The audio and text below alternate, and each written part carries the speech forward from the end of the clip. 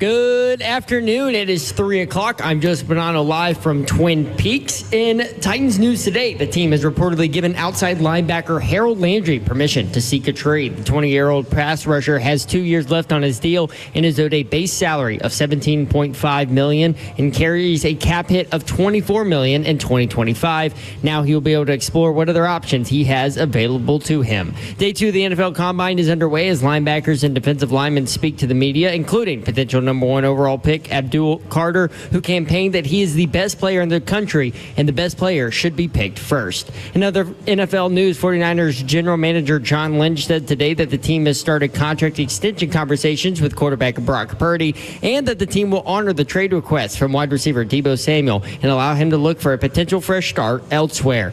Packers have had trade conversations centered around star cornerback Jair Alexander, and they are open to moving on from him for the right price. Alexander's just 28 years old and a 2-time Pro Bowler. Also, the Buccaneers have informed safety Jordan Whitehead that they're not exercising his option bonus, making him a free agent in a few weeks. For your foundation repair waterproofing needs, you need to visit USSTN.com. Breaking news at once in your home for the Titans and Balls. This is 104.5 The Zone.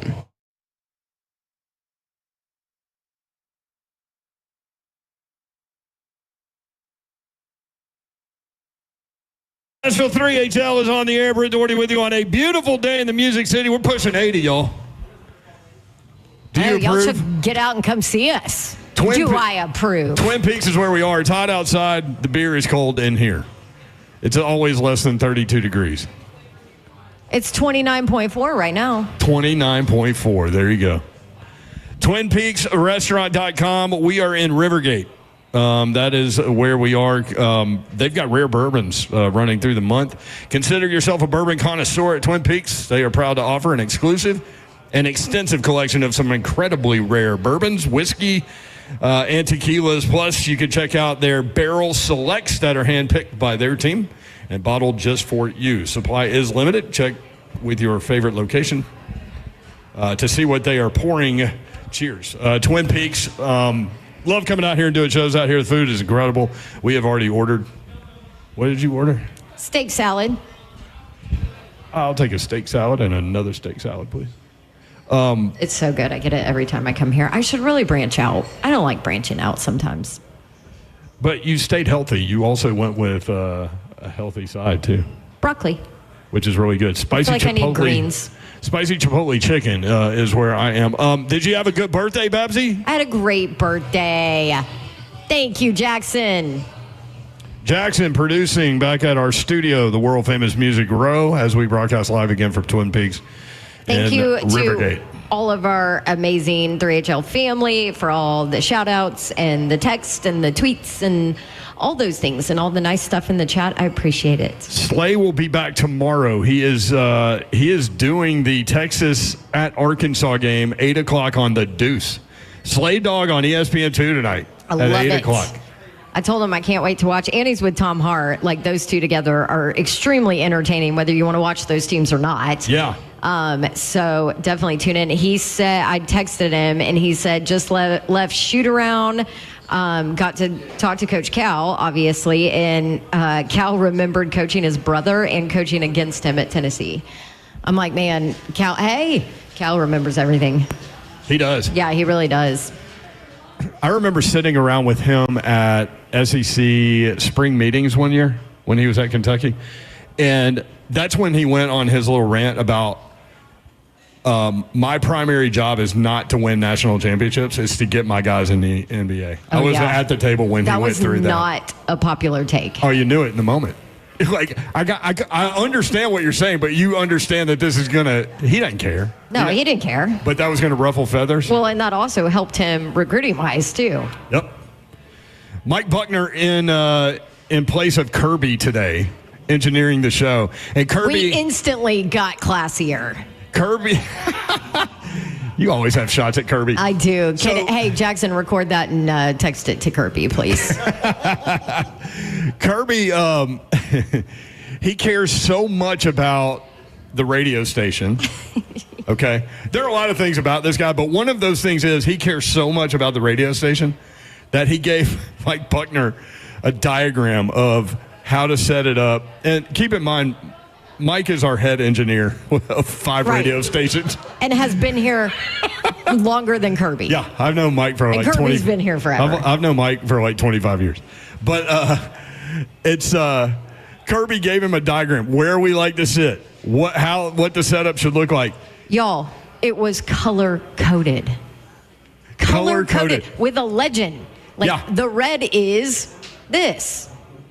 This man. And so Buckner shows us this, and then that was for the Madison site. We call it the Rivergate site if you're old head in Nashville.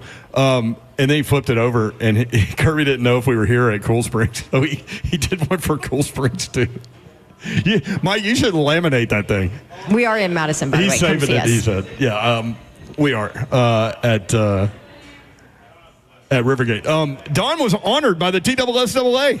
Yeah. Congratulations! Well, thank you. Is this like a lifetime achievement award? It is the Distinguished Service Award for TSSAA. So thanks, Matthew Gillespie, and all the people, all the coaches, administrators, whoever who threw my name there. I've always loved high school sports. Yeah, And you do a great job. champion them and just love all of it. And then our buddy John Bryce actually writes for the TSSAA, so he wrote the article. That's great. Which was So cool. you got to And it talk was to nice Bryce? to chat with him again. Yeah. So thanks TSSAA. Appreciate you. And I will be calling some state championship basketball games coming up in a couple weeks. I love that. We've got a lot going on today. Guest-wise, Coach Mack, presented by Two Rivers Ford, live from the NFL Combine in Indianapolis. Also, Todd Furman, Coach Mack at 3:20, Todd Furman at 4:20, and we'll get into some sports betting with him. The executive producer of 3HL is Zeph. What up? So I saw a message come through, and then I heard you guys talking about it. Before I get to that, I might have to, needle Dawn a little bit during today's show. No, I don't want you to. That's why. I'm tired. You literally sat down and go, I cannot believe this is Wednesday, and slammed your pen on the table. I said I cannot believe it's only Yeah. Wednesday. So then that reminded me of Dawn and I on Monday before the show checking budgets. Yeah. And Dave Elliott, one of our sales managers, comes in, and you go, man, it's been a hell of a week. And Dave goes, it's Monday. And I'm like, we haven't even done our first show of the week. Oh my gosh. So I feel like might that nail you. conversation was a year ago. Like, that's how long this week has been. I love it. So It's only Wednesday. I heard through the grapevine, Zeph, so we're driving up here. It's hard to drive north in the city. Like you all know that. There was also an accident. Yeah. So prayers to whoever was involved in that, obviously. But it took like 55 minutes to get here from downtown. Yeah. But I heard that Zeph passed Davenport. How's that possible? No, let's full transparency. I let him in. She let me into a lane. What? I didn't even What? know it was him. What? I didn't even know it was You ever him. being a courteous driver? I'm always a courteous driver. Oh, yeah. It's these people that go slow in the left lane that are not courteous drivers, FYI. Here's your little weekly reminder. If you are in the left lane and somebody is on your butt, get the hell out of the way. It means you're going too slow. That lane is for passing. Meanwhile, Thank you. what was Zeph doing? Zeph was waiting to the last second to get over. Yep. He was a discourteous driver. Whoa. And There I was even just let him in. There was just no room. Okay, I wasn't. And I trying to even cut- let him in. I wasn't trying to cut I anybody even off. waved him. I don't think you did that. I didn't wave. You're right. I think you just slowed down a little bit. Yeah. It's funny how quickly that story changed. Yeah. I'm like, oh, I'll let this jerk in. Wait until the last minute. She was very noticeable in her rental car. My rental car is a very bright color. Everybody who listens to the show knows that I took out the mailbox in my brand new F-150 truck. And For those that didn't hear the story, she took out the mailbox, but not with the front of her truck, not with the back of her truck, with the rear panel back door of her truck. like the middle of the truck. When I took it to my guy Rodney at Caliber Collision, by the way, who had an Alabama sweatshirt on, and I was like, "Damn it! Am I gonna have to walk out of this place? I can't leave my truck with an Alabama fan." Right. I mean, I did it anyway. The late great but, Buddy, remember Buddy? With oh, buddy, he changed doctors. if he saw an Alabama diploma on the wall, and listen, Buddy had 5 quintuple bypass surgeries. Yeah. And was one of our favorite callers and funniest callers. R.I.P. Buddy, but yeah, he would leave. Best. He would I leave. miss him. He was such a big Tennessee fan. He would leave the doctor's office if he saw Alabama diploma anywhere. Yep. So you left it with Caliber? I thought about it. So I did leave it with him anyway. I was just like, War Eagle. And then he was like, what happened? I'm like, I know. I hit a mailbox. I understand it's not in the front and it's not in the back, and it's very hard to understand. I've had this conversation 8,000 times with my husband. Yes, I get it. Anyway, so the rental car they bring me, which I have good Slate insurance. figured it out immediately. He was like, okay, you were coming in hot in the driveway. You had something in your hand. And It's exactly what happened. I mean, he nailed it. And then I blame my husband because I'm like, why are you texting me? I was looking down at your text and about to tell you that I'm pulling in and not paying attention. This is all your fault. Anyway, so the rental car they give me is nice. It's the brightest color I have ever seen. The brightest. Like, you cannot hide from cops in Close to this. the color of my microphone. Yes. they always have creative colors at car dealerships for whatever color. Like, you know. And those are the ones they give to rental places? I once had. So I asked you for what color it ESPN. was, Yeah. and you were like, obnoxious, whatever the color is. Yes. I don't want anybody to know what color it is because you will absolutely know it's me rolling around town if you see a bright color. Once I was in Starkville, of all places. My ESPN rental car was like vomit green with a little glitter in it. I'm like, oh, I'm glad you added the glitter. Glitter on a car in Starkville, Mississippi? Yeah, Yep. you're standing out. Yeah. Zeph, real quick, hit us with this, and then we'll come back to it a little bit later, but I'm very curious. ESPN predicted every starting quarterback in the NFL. Seth Walder Yes. did this piece today. You said you're not going to believe who the Titans quarterback is, so I did not look. Oh, my gosh. You haven't looked? I haven't looked. Oh, What is my it? gosh. It is none other than Jacoby Brissett. What? And this is the explanation. Oh, my gosh. In this scenario, Brissett again takes on the role of a bridge quarterback who can mentor a young signal caller. So I guess he's assuming that the Titans are going to draft, which doesn't make sense because If you're Cam drafting a Ward quarterback at number one, he's playing. which it doesn't make sense because he has Cam Ward and Shedeur Sanders for other teams in this article. So that doesn't make sense. I think the Titans, who have a new general manager and thus have some time on their side, will trade down with the Giants, select a quarterback at the tail end of the first round or on day 2. But well-respected Brissett starts in week 1 for Tennessee. So the Titans could get that quarterback from Louisville. So here's my thing, though, with Jacoby Brissett. I don't think he would beat out Will Levis. No. That's a bad place to be right there. I don't know. That's how I said you wouldn't believe it. Levis had some really bad moments. That's amazing. Coach Mac, presented by Two Rivers Ford. Coming up, we appreciate you listening. You can always watch the show live, YouTube, Facebook Live, Twitter, and Twitch. Twitch, please. We'll be right back. Twin Peaks and Rivergate, 3HL.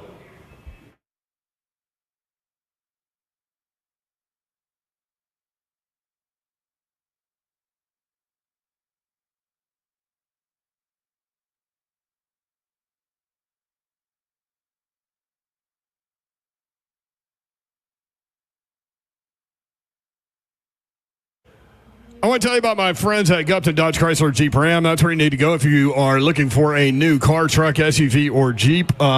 Pre-owned car, truck, SUV, Jeep, whatever you're looking for, these guys will be able to help you out. Daniel Gupton and his crew ready to point you in the right direction. Just tell them what you're looking for. More space, better gas mileage, cheaper maybe. They'll be able to help you out. You take your test drive, you go inside. They will help make the numbers work, and it'll be that easy. You can start online, GuptonMotors.com. All of the dealership information is there.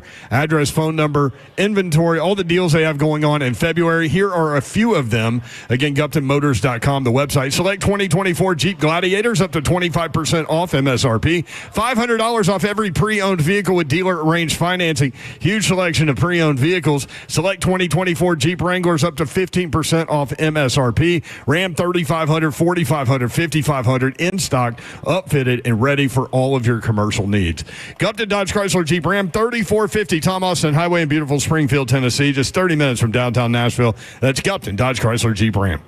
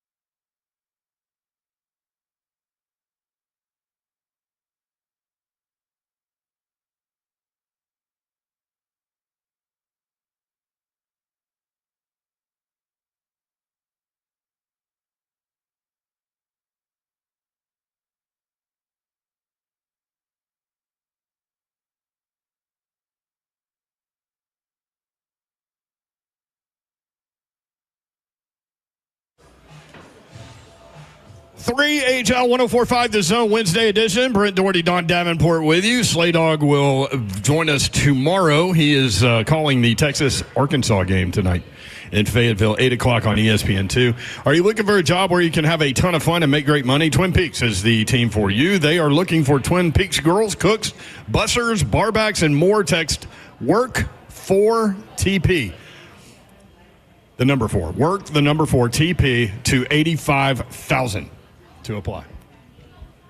I already know that. Remember, I wrote it down last time we were out here. Yeah. That was interesting news. You got pink all over the place. Look at you. Coach Mack joins us. Thanks to our friends at Two Rivers Ford. Coach Mack, what's up? How are you? Can't hear him. This morning at the Titans radio table early this morning, and we were all taking it over and under as to how many tables he's going to have at the Hall of Fame banquet in July. Oh, Big Slay Dog, he's going to have tons of tables. Yeah, Tons. There is a large financial responsibility when you get put into the Tennessee Sports Hall of Fame. Yeah, we're taking it over and under at 8, so that's quite a view. What'd you go, over or under? I went over because you get 8 to a table. That's only 64 people. I mean, he knows that many people walking down the street in Nashville. There's That's no true. question about that. You should walk through the airport with him. It's hard to get from point A to point B, but we love it. We love being stopped and talking to people. Coach Mack, Jim Wyatt said something about St. Elmo's. You guys have a good time? Yeah, I included. I take Titans radio to St. Elmo's every year. That's kind of my contribution when we come to the combine. In the last 2 years, I've invited Jim Wyatt. He's never been. Last year, I'd invited him, and he acted like it was Christmas. He said, "I've never been." So I took him. So I kept him as part of the group this year, and we had a good time. It's always something to look forward to. I mean, I've been coming to St. Elmo's ever since I was coaching at Indiana State back in 1978. So Wow. It has never disappointed in all those years. Indiana State in 78. Was that like Larry Bird time over there? You're right in the middle of it. I got a lot of Larry Bird stories. They'll all be in the book. Absolutely. We went to Paoli Peaks one time to go skiing on New Year's Eve, and none of us had been skiing, but we were going to do midnight skiing. We stopped in French Lick, Indiana, went to Subway. We asked the guy at Subway, "Where's Larry Bird's house?" And he told us. He goes, it's right down that street, right there. And so it was interesting because you drove down the street, and it was like mobile home, mobile home, mobile home, Larry Bird's house with a full court, glass backboard basketball court. So that was pretty cool. Let me tell you something. Larry Bird never forgot where he came from. French Lick is an interesting place if you ever go. They've got an outstanding golf course and resort down there in French Lick, Indiana, if you can imagine that. Coach Mack with us live from the NFL Combine in Indianapolis. We'll get to that. The big story locally, Harold Landry has been given permission, reportedly, by the team to pursue a trade. Is this like a financial thing sometimes with players, or is it dip and play? What do you think is going on with Harold Landry? Well, I mean, I don't know the particulars. I mean, I'm not that deep into it, but I know it's not unusual, and it's not unusual. This is the time of year when most of those things start to come out because everybody is here, and with everybody being here now, if those things actually come to fruition, that's where a lot of those talks start, and you can start figuring out a deal if a deal is to be made, and different players at different times in their careers. In the National Football League, I mean, sometimes they reach that point.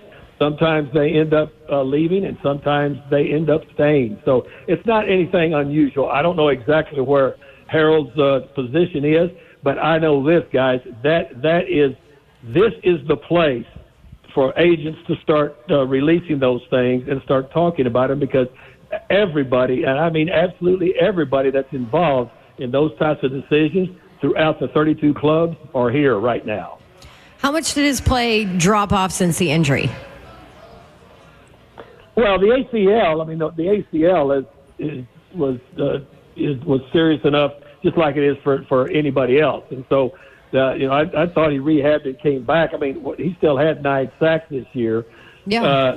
But anytime you've got a player later in his career that suffers an ACL injury that requires surgery and that hasn't missed a complete season, you can't say that it didn't affect him, but I don't think it's completely destroyed him. Yeah, I think that's fair. Coach Mack with us, presented by Two Rivers Ford as we broadcast live from Twin Peaks. Coach Mack in Indianapolis at the NFL Combine, and all of the NFL Network workouts. The televised portion begins tomorrow, so that'll be cool. I'm curious about the team interviews, Coach Mack. Teams get to talk with 45 players. Is there a strategy involved there? Because you do have visits coming up where local players can come in. You can spend time one-on-one with them. Is there a strategy involved, or do you just, go after 45 guys you really think you might be interested in drafting? You know what? It's a perfect question for right here, right now. They've already decided the 45 interviews they're going to have. They used to have 60 interviews at 15 minutes apiece. Now it's 45 at 18 minutes apiece. That's where it is. But you've decided all of that before you ever get here. And to your point, Brent, it's a very good point. It's all in conjunction with who you've talked to at the Senior Bowl, who you've talked with at the East-West, Shrine game, who your area scouts have already visited with, and you feel like your background is really good. You save some of those as far as to when you're here. You don't completely fill up all of those slots, but you have to give it to the Combine because they have to fill those slots in, and so they can coordinate it by days when those positions are here. But it's all very well coordinated, and it's all decided before you get here, but in conjunction with those others. And what it allows you to do is you may have a 45, person visit here and then have completely different people come in for your 30 visit that you're allowed, prior to the draft at your place. And then that doesn't count all the school visits that you can make when you go out to the school workout. So to your point, you've got the right idea. It is exactly calculated. So if 32 teams want to talk with Cam Ward, does he have to do 32 interviews? Yes. Wow. Absolutely. That's exhausting. Absolutely. And, of course, that's an extreme example. But, yes, right. If you're here, that's why they've got these things staggered in 2.5-day intervals as far as to when the interviews are, then when their workouts are. The thing is, I've been to every one of these since it's been here in '87, and it's so much better planned out now as far as to the players' advantage than it used to be, and also to all the coaches and the scouts, because we used to try to cram everything into. We would have some marathon sessions trying to get all these interviews in here that lasted way too far into the night. They were getting up way too early the next morning. They were jamming a lot of things in together. They've spread it out now. It's very well organized. But to answer your question, if all 32 teams wanted to talk to him while they're here, they would get a chance to. Right. It'd be far more likely for a guy projected maybe in the middle of the first round to have to do more interviews, I would guess, because it just depends. And the Chiefs aren't going to interview Cam Ward, right. Yeah, exactly. That's 100% right. But everybody everybody can put in for whoever they want to. That is something, and that's why again they have the 2.5-day staggers. It's not everybody's here at once. They're all here, as you guys well know, and for our listeners, they're all here by position. Coach Mack, Abdul Carter, how concerning is the medical on Abdul Carter? Obviously, he came out today and was like, hey, listen, I'm 90% back. I'll be fine by my pro day to be able to show that. But something like that, a late injury like that that's fixed, because you're not talking about a guy that's going to go, 20th. You're talking about a guy that right now a bunch of people are projecting the Titans to take a 1 overall. So how concerning is that injury, late injury? Well, that's why this is such a great thing, because you'll have all 32 teams and all 32 of their doctors, all the way from the general practitioner all the way to the orthopod, and the people that have done the surgery. They'll look at him. They'll look at him extensively here and give a report to everybody as to exactly where he stands. That's the beauty of this thing here. So, everybody's aware of the injury. It's not a secret, but finding out the depth of it and what it is, everybody will have that report once he goes through his examination here in Indianapolis. Would you be concerned, though? I mean, coming off that late of an injury to pick a guy that high? Well, I mean, it depends on what my medical report said. You know, if they tell me look, we've got a pretty good example right there in our place with Jeffrey Simmons. You know, I mean, he yeah, but he wasn't a top 5 guy, right?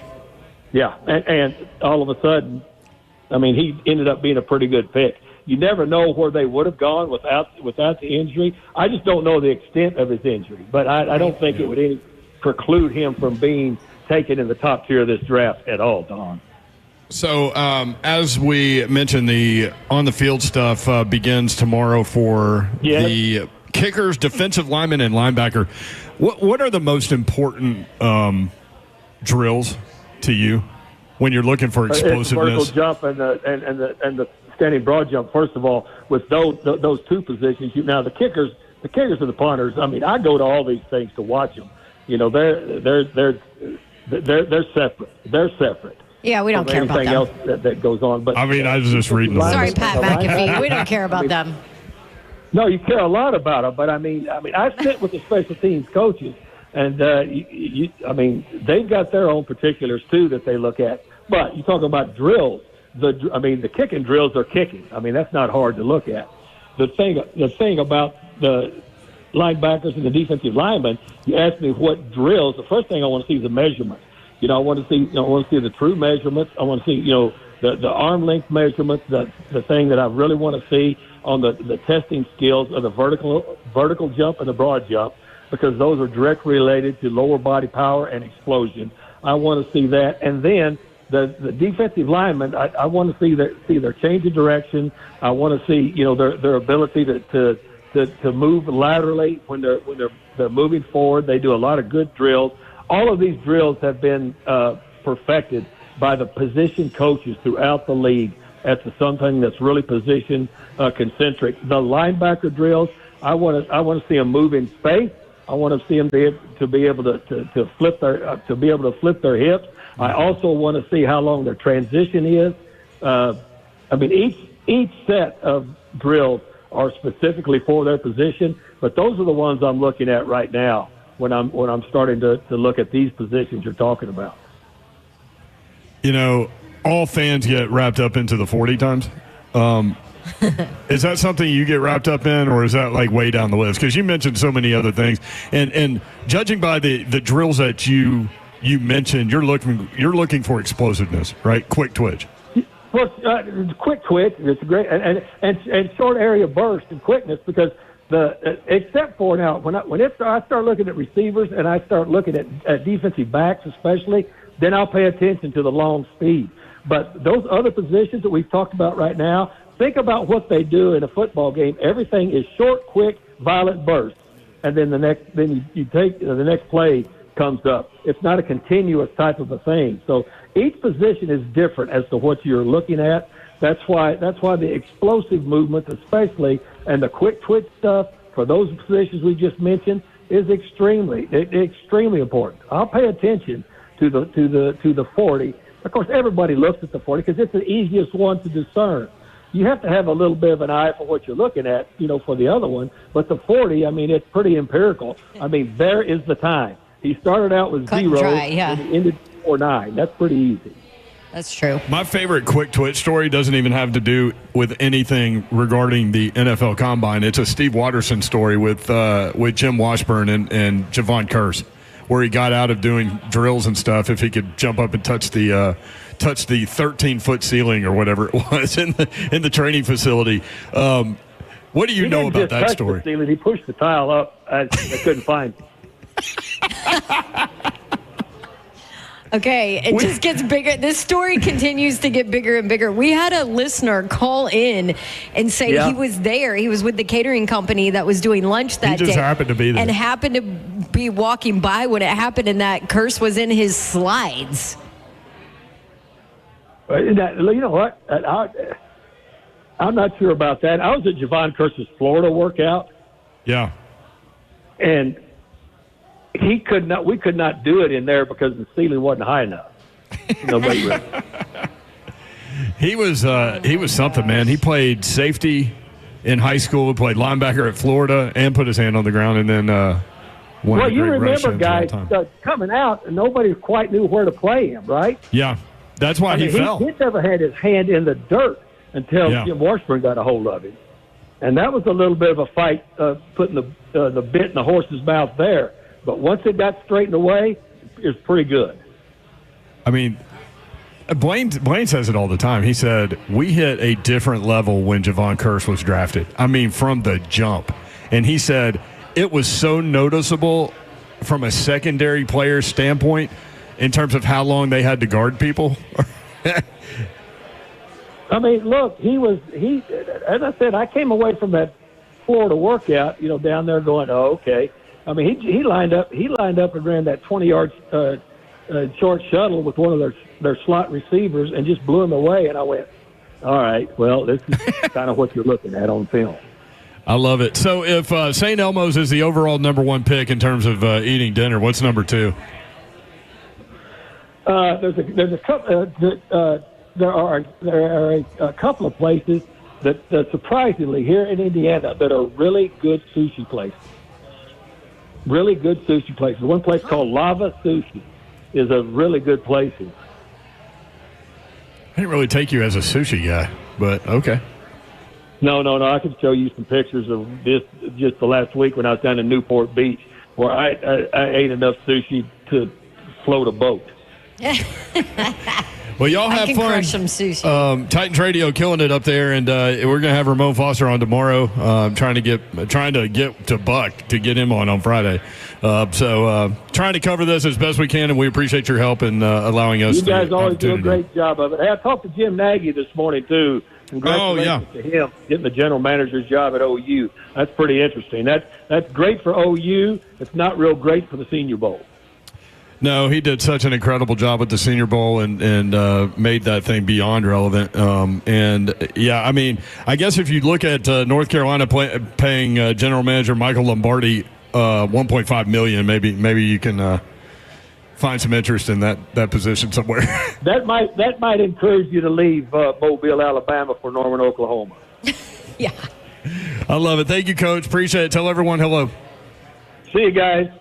See you, Coach Mack. When we come back, Tennessee gets past LSU in Baton Rouge, and Harold Landry's story, we mentioned it. We'll get into it. 3HL broadcasting live from Twin Peaks at Rivergate, 104.5 The Zone.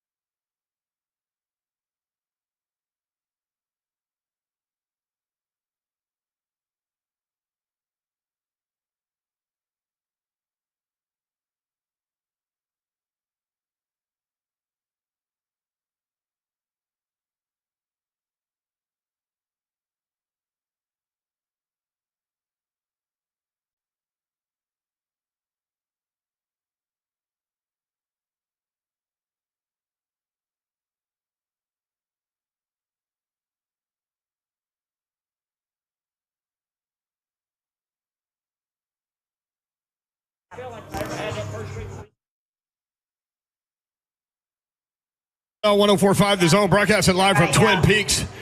Rivergate is where we are. A lot of people call it Madison out here. But having a good time. We'll be here until 6 o'clock. Don Davenport is alongside. You seem like you have a little more life to you now. I got some food in me. Yeah. Twin Peaks food is really good, by the way. Really good. Every single time we're here, we're like, this food is so good. How about Mike really Buckner? Again, a Mike Buckner story. Filling in for Kirby. He's like, what the hell? Everybody's a character. You know this about me. Sorry. He comes over and he asks, before he orders his food, he comes over and he asks, do you guys have a problem with, like, if I get fish, like the smell of fish? I'm like, wait, what? No I one's looked ever... at him like, we have never had anybody work with us who's ever asked if we had a problem with anything. Yeah, and so he was like, well, I try to be considerate. Does that mean that you are not considerate because you did not? Oh, you didn't get fish. I did. I got salmon. I didn't ask. You didn't ask. You're so inconsiderate, Zeph. But I knew you liked salmon, so I did. That's what I ate for dinner last night. I will tell you, Brussels sprouts can kind of stink up the joint, but they're good, though. And broccoli, when you steam broccoli and cauliflower. We both got broccoli. Yeah. A lot of stories out there. Again, ESPN predicting every starting quarterback for each team. Seth Walder with the story. Titans quarterback, his prediction for 2025, Jacoby Brissett. Like that's his pick. I don't know how that Kirk Cousins. He could have said, I mean, anybody else. I don't know how that even enters the conversation. Jacoby Brissett. I don't know. Also, isn't he like 54 years old, this guy? I mean, I remember covering him in college at NC State because he baked his offensive lineman cookies. I will never forget that story. Every single week, he would bake his offensive lineman cookies and deliver them to him. Isn't that sweet? What a sweetheart. Yes. 615-737-1045 if you want in. From Adam Schefter this morning, Titans have granted permission to former Pro Bowl linebacker Harold Landry to seek a trade per sources. Landry started all 17 games last season, finishing with 71 tackles, 9 sacks, 18 pressures, and 4 pass deflections. The 28-year-old Landry has 31 and a half sacks in the last 3 seasons that he has played and is due a $17.5 million base salary this season. You good with the Titans moving on from Harold Landry? This is something that we've talked about for a long time. A lot of the reporters that cover the Titans have mentioned Harold Landry not being on the roster in 2025 for a long time as well.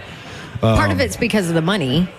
I think a large part of it is the money. Well, but the other part is he has not been consistently productive enough for that money. Or sorry, this past year, he was not consistently productive enough for that money. That's the argument, right? Do you agree with that, Zeph? Yeah, I think he's being paid big edge rusher money. Right. He's not a premier edge rusher in the NFL. Right. He's the Titans' best edge rusher. He had 9 sacks last year. I know he's coming off an ACL, but yes. But he hasn't played up to the money, and that's kind of, and you know, that's been a conversation with several players. I mean, Big Jeff, he's been questioned on whether or not he's playing up to his contract. Now, their caliber of player is, I think, completely different. I think Big Jeff's a better overall player than Harold Landry, easily. But it's easier. It's hard to justify paying Harold Landry a $24 million cap hit? Yeah, this from Justin Mello, I think, right? Harold Landry's 2025 cap number of $24 million, 17.5 in cash, is massive. They would save $10.9 million, $13.1 million in dead cap by releasing him now, or $17.5 million, $6.5 million in dead cap by designated as a post-June release. Landry's sack numbers look good, but he was often ineffective.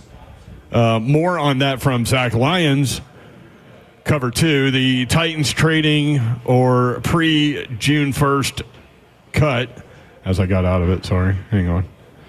Of Harold Landry saved $10.95 million in cap space, $17.5 million in cash freed up. It's possible, though improbable, in a trade they could elect to pay some of the salary owed to get a better draft pick compensation. If they were to designate him a June 1st cut, post-June 1st cut, they'd save a full $17.5 million in cap space. The Lions and the Patriots come to mind as potential trade partners, though a trade feels unlikely.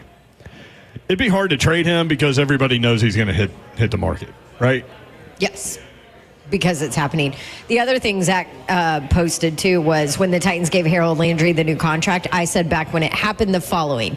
What you're truly paying for is hope. The hope that Landry defies what his career tells us so far, and he becomes an elite pass rusher in the league that doesn't require assistance from those around him. You hope that because he's still very young, he develops more pass rush moves as the years go on.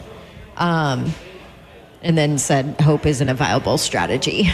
But you really did at the start of his career. And when they gave him that contract, you thought, okay, he's going to come, he was going to be the guy, right? Like that was going to happen. The motorcycle bend, this, that. He's on the verge of perfecting a counter pass rush move. And then I feel like it never happened, but then you could argue he doesn't have anybody around him, right? So Spot Track put this out here today. The second rounder out of Boston College entering year 4 of a 5-year, $87.5 million total value contract in Tennessee and has reportedly been given the opportunity to seek a trade this March. The contract carries 2 years, $35 million remaining, none of which is guaranteed. Landry is coming off a 9-sack, 71-tackle season for the Titans. There's multi-draft pick offer or 2 out there if there's a multi-draft pick offer or 2 out there, especially if Landry doesn't immediately require an updated contract. So a lot has been written about that today.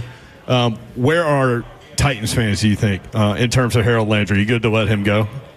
Or do you have a strong opinion about trying to keep him? I do not have a strong opinion about trying to keep him. The only problem is then you're adding yet another hole that you have to fill. And this Titans franchise has told us that they don't necessarily want to rocket in free agency, right? Yep. So you're going to have to do something to fill some of these holes. So TK in the chat says, who are the Titans to say a guy who hovers around double-digit sacks yearly isn't good enough? It's not that he's not good enough. It's that he's not playing up to the money, and it's expensive, and the Titans have so many holes they need to fill. Paying one player who is... They could utilize that money for those holes. Playing one player who is average, they could use that to fill in a lot of other holes in a very needy roster. I mean, if you're a business and you're in a bad business deal and have an opportunity to get out of it, wouldn't you do that? Yeah, that's why this contract was set up this way. Yeah. To give them an out. I just, I get the 71 tackles, the 9 sacks, but, I mean, you don't notice it necessarily. No, not at all. You know what I mean? Which I'm okay with not noticing production if you're consistently productive, but that's the argument with him. Plus, this draft class at edge is so deep. Like, even if you don't go Carter in the first round, there are so many players in this draft that you can supplement. With the first pick, you mean? Correct. Or better not. Wherever they want to trade, or wherever they want to pick in the first round. Oh, okay. Wherever when they trade back stuff? Okay. If they don't pick Carter, there's still plenty of people they can get in the second, and the third, and the fourth, because this is such a deep draft class, and paying 2 rookies who could probably combine to get close to 8 or 9 sacks would be way cheaper than paying one guy who's, going to get there anyways, but you're paying him $17.5 million and he's $24 million against the cap. With what picks, though? You're going to end up having to go offensive linemen with... But I'm saying what I'm saying is you could go edge if you absolutely needed to. I think they will draft an edge rusher at some point for sure, and I think they'll bring in a free agent or 2. Like that, I mean, there's a glaring hole there. So there's a glaring hole. That's the problem with drafting number 1 and winning 3 games. So with regard to Landry, he had 9 sacks last year. He had at least 1 sack in 8 games. So there were 9 games where he did not have a sack. Yeah, that's just not. That's not consistently productive enough. And I know the word consistent is overused. And I like the guy, and he's a good player. But, yeah, I mean, if you can save a bunch of money, you can move on. Yep. 615-737. Maybe he can go play with, more support staff around him. 615-737-1045, 615-737-1045. Broadcasting live from Twin Peaks in Rivergate. We would love to see you out here. They've got great happy hour specials. No one does happy hour like Twin Peaks. Whatever your preference, they have everything from tequila cocktails and an extensive bourbon category to top shelf spirits and cocktails served over ice balls. Local craft beers, handcrafted whiskey cocktails round out an adventurous drink menu second to none. And don't forget about their 29-degree drafts, which are actually 28.9 right now. 615-737-1045 if you want in. Coming up tonight in SEC basketball, Ole Miss at number 1 Auburn. Auburn favored by 13.5. That game at 6 o'clock on ESPN2. Vanderbilt at Texas A&M. Number 12 Texas A&M. Aggies favored by 7.5. 6 o'clock on the SEC Network. Vanderbilt needs to pick up a road win desperately.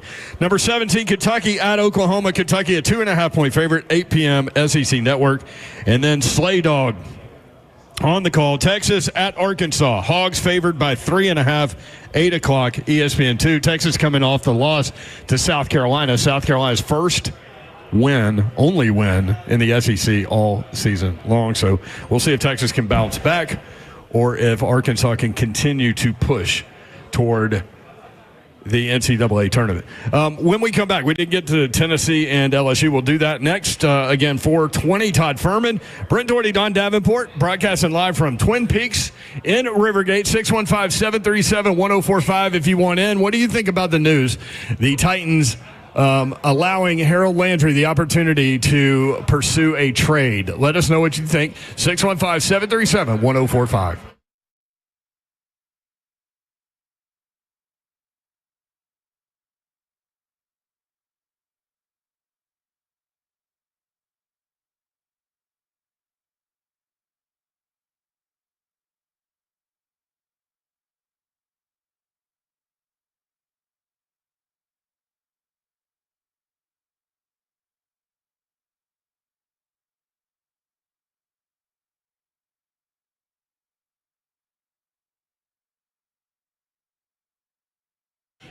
Guess what it is? It's officially truck month at Two Rivers Ford. Want to give a shout out to the number 1 selling truck in America. That would be the Ford F-Series.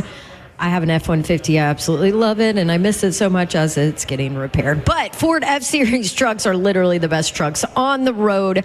They have the durability, they have towing capacity, the technology rolls right over the competition. And when it comes to Ford trucks, no one, and I mean no one, has more trucks than Two Rivers Ford. I can tell you that from when I was shopping for one last year. Right now, though, Two Rivers Ford has over 200 F-150s in stock, all the trims, all the colors, all the options. Get exactly what you want at Two Rivers Ford. You know you can trust them. They've been around forever, the best people there. And Two Rivers Ford always sells their F-150s below MSRP, everything up front and honest. And you know their salespeople don't work on commission, no pressure there. So take advantage of special truck month savings. Test drive the baddest truck on the road at Two Rivers Ford, the South's most trusted Ford dealer.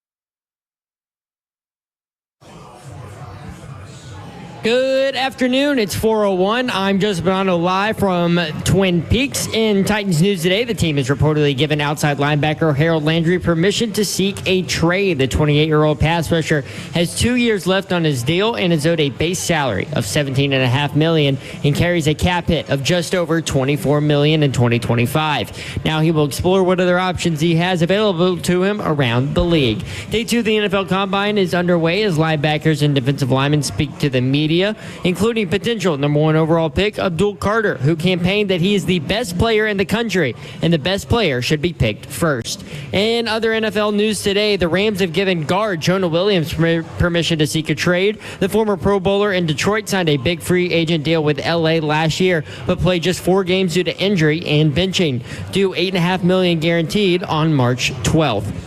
Also, from NFL football ops today, a consideration to add more fouls for replay assists to correct only if a flag is thrown on the field, including for things like roughing the passer, unnecessary roughness, face mask, among others. The NFL also says its plan is to put its electronic system to measure first downs into motion this upcoming regular season in 2025. The chain crew would remain on the sideline as a backup. For your foundation repair and waterproofing needs, you need to visit USSTN.com. Breaking news at once on your home of the Titans and Vols. This is 104.5 The Zone.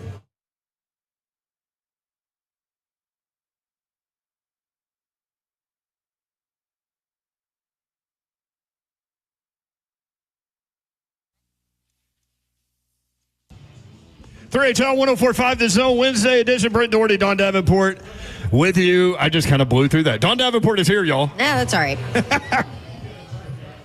It is the Wednesday edition, which means hump day. That was really good. You think so? Did you practice in the car on the way here? I do practice things. Man, forever I practice in and out of breaks Really? while I'm in my car. I know people are like, what 20 are you years doing? ago?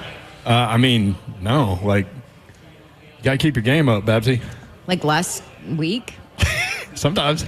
Really? Yeah. But I think that's why I'm very say, proud of you. And I'm think- kind of like, maybe I should practice. Well, the other thing is, like, back in the day, we'll let you behind the curtain. Back in the day in the radio business, you would have meetings with your program director, and that you would do these things called air checks. And you would sit there, and they would play, like, some of you on the air, and here's what Which you just did. makes you cringe. Cringe, because nobody on the planet wants to hear their voice. No. I hate. Maybe Jim Nance wants to hear his voice. I don't know. I bet he doesn't even want to. Maybe not. It's a psychological thing. There's no way. So you sit there and you're like, this is what you're doing well, this is what you... So This is where you suck. at some point, like, people stop doing that very often. But now, because of our 6 o'clock hour, we can turn us on at 6 o'clock and listen to us on the way home, and you kind of hear things that you do over and over and over. What are you doing? Oh, sorry. I've got fuzz all over my shirt. That you're... I look like I just got out of the dryer. Executive producer at 3HL is Zuff. What's up? What are you up to? What you got going today? What's burning you today? Is it the Jacoby Brissett thing? Because you were all fired up about that. Yeah, I thought that was interesting. Interesting is not the right word. A prediction from an ESPN I thought writer it was funny. says that the Titans quarterback in 2025 will be Jacoby Brissett. Stop. There's a lot of NFL news out there today. What else? What else? You sent us one that is interesting. So this is funny because it was while Coach Mack was on, and Coach Mack loves officiating, as we all know. And so it was only good to hear this during Coach Mack's segment, is that the NFL plans to put an electronic system to measure first downs in place this upcoming regular season. Wow. Instead of like 2 old dudes carrying a chain. So they'll still be there. The chain crew would still remain They're a backup. as backup. Yep. Yeah. Because Good. you know, Backup. Yeah, but you know, technology at some point It's the it NFL. always They're breaks. $1 billion business. If their technology is messed up, And it's 2025. They didn't really try. I'm tired of watching said official run toward the spot of the ball in a sideways manner. because they're avoiding players Yeah. and trying to stare at one spot on the field. Yeah, it doesn't work. They never get there where they started. Doesn't work at all. I mean, This is going to be interesting to watch. it happened in the Josh Allen tush push thing. Oh, there's also a random team that has not been identified that wants to. Oh, no, they It's were the Packers. identified. Oh, it's the Packers. It's the Packers. I didn't see that part And of the then story. someone put out a clip of Jordan Love trying to do the tush push, and he like slipped and fell into his center before the ball even got snapped. And they're like, "Yeah, we know why the Packers don't like the tush push." Oh, bless his heart. Bless his heart. Anyways, some other officiating news from the NFL. They are considering to add more fouls for replay assist. So those include, and this is for only if a flag is thrown on the field, for them to take the flag off, I guess. And this includes roughing the passer, unnecessary roughness, face mask, illegal tripping, horse collar, those kinds of fouls could be changed, which I think it was the Vikings-Rams playoff game last year where Sam Darnold was grabbed by his face mask in the end zone into the game. So that would have been like a play that would have been replay assist. Game would have continued. Who knows what the Vikings could have done. But that's only if it's thrown on the field. That's only if it's thrown on the field. There's apparently no appetite for the NFL to throw flags that the officials miss. Which is using replay fair. assist. You just Yeah. can't do that. I mean, these games are going to end up 7 hours long if you start doing that. You And know? the last piece of news from the pro ops is they are considering putting the playoff overtime rules back into the regular season, where Yes. both teams get a possession. Thank you. Do it. Just do it. Why would you not do what you do in the postseason throughout the entire season? Right. Why is it a would you different not? game at that point? It shouldn't be a different game. It shouldn't be done differently. And all of those results from the regular season matter. Like, I hate this. Oh, this is only a rule in the postseason. Why? No. It's like soccer. Oh, hey. The only time that you can't have a draw is when, it's championship or whatever. No, just make it all the time. I love that you go down the soccer path. I did. It's on right in front of me, so that's why. that's part of the reason that I went down the soccer path. But I'm also like- the nil draw still has me shook. 615-737-1045 at 3HL1045. So the NFL Network begins its televised coverage of the workouts at the NFL Combine tomorrow at 2:00. Do you guys get into that? Like, will you turn it on throughout the course of the next 4 or 5 days? Absolutely, it'll be fun. It's fun to watch. I don't care if you're completely ingesting it. I think it's fun to have it on. What else are you going to watch? What about you, Right? Zeph? We'll have it on tomorrow in the studio. I think it's fun. I can't wait. The 40 times are always fun to watch because, Always. especially for the linemen on both offensive and defensive line, watching guys who are like 300 pounds run sub 540s, which is just insane to me because Nuts. And no one that big should move that fast. if you don't realize how insane that is, go out, measure out a 40 and run it yourself as a non-professional athlete, and you will realize how incredibly athletic these very large human beings are. It's nuts. Can we talk about Coconut. the Jordan Schultz, Real Ian quick. Rappaport? Before you get to that, let me give Okay. the schedule in case you're wondering Yes. what position players are on the field. Okay, so perfect. tomorrow, NFL Network will have defensive line and linebackers going through drills, kickers too, but whatever. Friday. Sorry, Pat, we don't care about them. Sorry, James Wilhoit, who may be listening. Friday, defensive backs and tight ends on the field. Saturday, running backs, quarterbacks, wide receivers. That's the money day. And then Sunday, offensive linemen. Although I do I love kind of feel like tomorrow's a money day too. defensive line linebackers Yeah. because that's edge rushers. Yep. I like watching the offensive linemen run the 40, though. Big A dudes. So Running like a 5-1. The 40s are done on these days like your offensive line 40s are going to be on Saturday. On Sunday. Sunday, sorry. Saturday, running backs, quarterbacks, wide receivers. Okay, there you go. That's where we are. I like All it. right, what do you want to talk about? Okay, so we've got conflicting NFL insider reports, which I just think is hilarious. So Ian Rappaport said that randomly here, you know what? Let me read Jordan Schultz's report first. And this is what he tweeted a couple hours ago. Sources: Raiders minority owner Tom Brady recently hosted Rams quarterback Matthew Stafford at his home in Montana, where they spent time together and went skiing. Brady's been actively trying to convince Stafford to join the Raiders, and discussions are ongoing. Several teams are interested in Stafford if the Rams decide to move him, with Las Vegas believed to be the most aggressive suitor. Makes sense, right? Tom Brady is a partial owner. They're hanging out in Montana, of all places. So what did Rap Sheet say? They randomly ran into each other in Montana? So Rappaport put out this report. Raiders minority owner Tom Brady and Rams quarterback Matthew Stafford ran into each other at a ski resort in Montana. The meeting was unplanned, was not extensive or in-depth, and did not include Brady, quote-unquote, hosting or recruiting Stafford, despite reports saying otherwise. Because it would be tampering if it was before the Rams gave him permission to talk to other teams. So you just randomly, like, two of the better quarterbacks ever play in the league just happen to be at the same resort in Montana? So Jordan Schultz quote tweeted his own tweet. This is after, I'm sure, that report, and said, if you really think Tom Brady and Matthew Stafford just happened to run into each other at a ski resort in Montana, of all places, at the exact same time, I've got a bridge to sell you.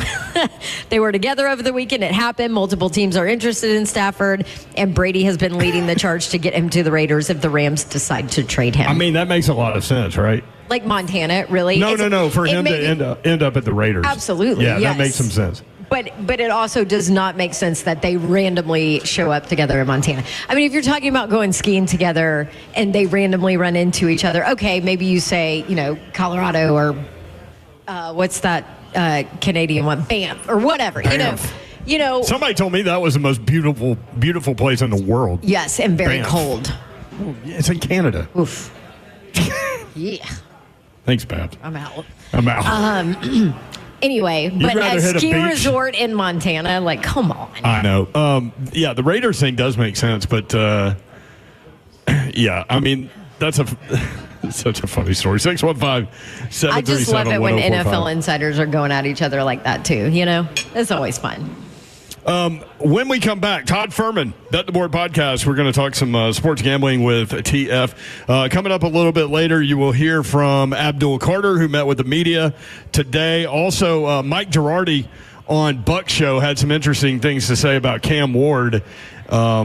And we'll visit that. We've got a lot to get to. I can't wait for that. Tennessee gets past LSU in Baton Rouge 65-59. Vols have won 6 out of 7, 4 of them by single digits.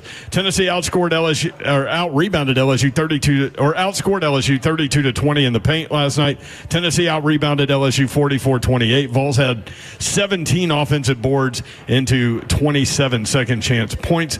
Tennessee hosts number 6 Alabama Saturday at 3 o'clock on ESPN. Then they're at Wednesday at Ole Miss. And then next Saturday against South Carolina, and that finishes the regular season. Zakai, we talked about this yesterday, the battle between Cam Carter and Jordan Sears, the two guards for LSU, against Zakai and Meshack. Zakai and Meshack, 26 points, 8 boards, 4 assists. Carter and Sears, 14 points, 2 rebounds, 3 assists. Tennessee clearly won that battle. Vanderbilt playing at number 12 Texas A&M tonight. Aggies by 7.5, 6 o'clock, SEC Network. And Slay Dog on the call. Texas at Arkansas. Arkansas by 3.5, 8 o'clock, ESPN2. Todd Furman next as we continue to broadcast live from Twin Peaks. We'll be here until 6 o'clock on 104.5 The Zone.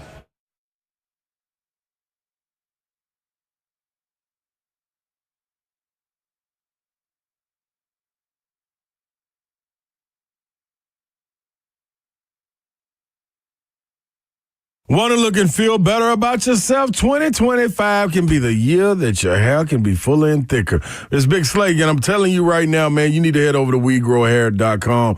PAI Medical.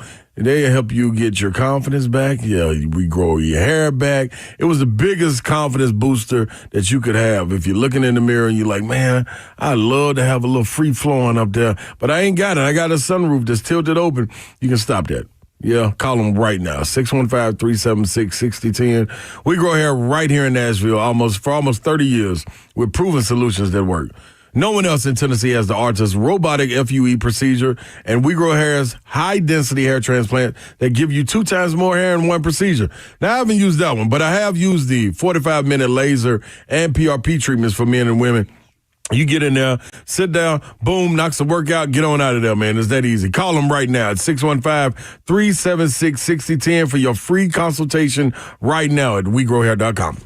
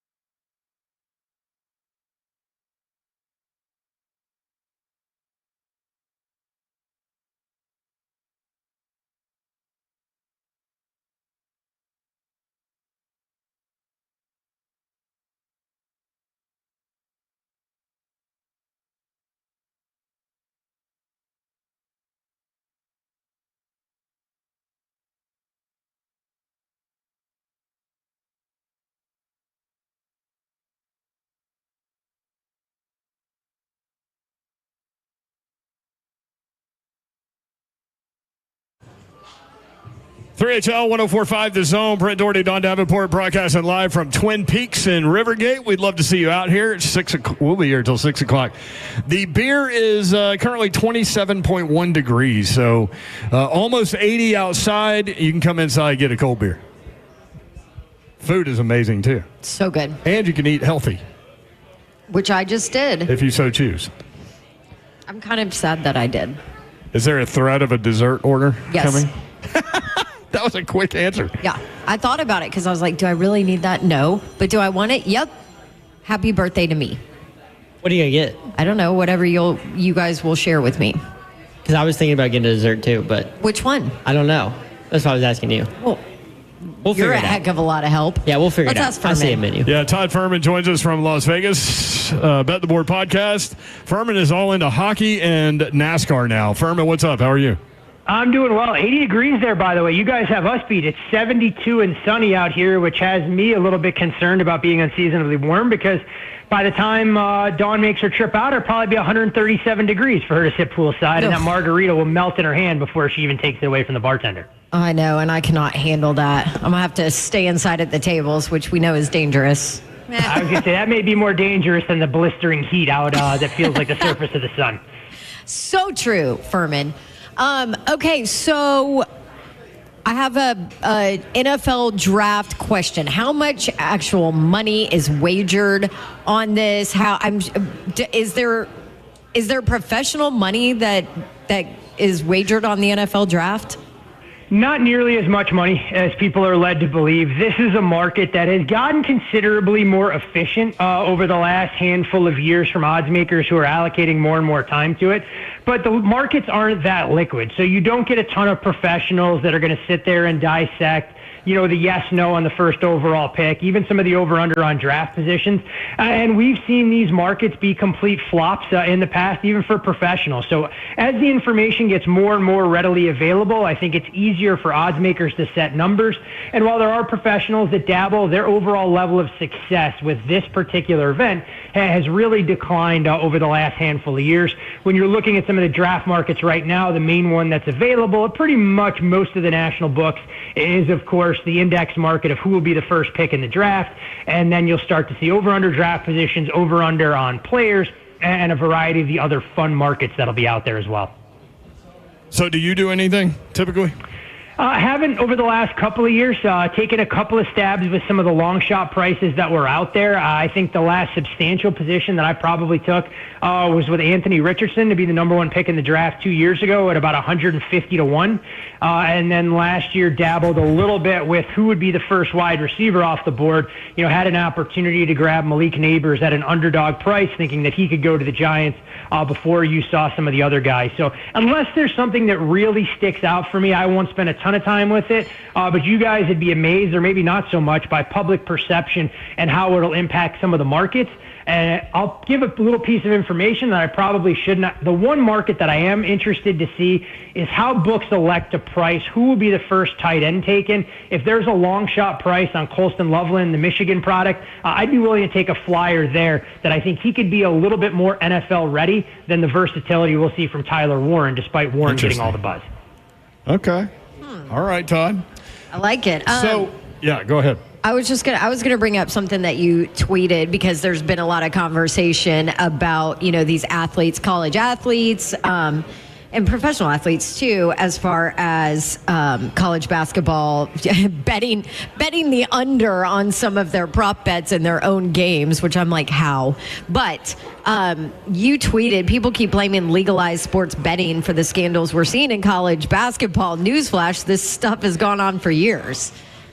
Yeah, I mean, look, professional is a bucket entirely unto itself. If you're a professional athlete and you're betting sports or even have your name tied to any of those scandals, you're about as dumb can be, risking a lifetime ban. I mean, we saw a player in the Pittsburgh Pirates organization, playing 18 parlays. Like, what are you doing with your life? You have the world by the short hairs to be able to take advantage. Just don't get involved with any of this stuff. And some of the responsibility, in my opinion, around the Janae Porter situation, if you're a sports book, don't hang over-under on player props for guys that are 10th, 11th, and 12th on the bench if you're worried about them impacting the overall integrity. Your LeBron James, your Luka Doncic, your Victor Wembanyama's of the world, they're not going out there and sacrificing their stat line to tell a couple buddies that want to bet $500 to $1,000 on their player props. Now, college sports are a little bit of a different dynamic, and I know a lot of people consistently point to the increased footprint for legalization and the access that players have. If a player wanted to fix a game in the past, he could have done it very easily. He could have done it through back channels. None of the money ever would have surfaced, and we would have been none the wiser.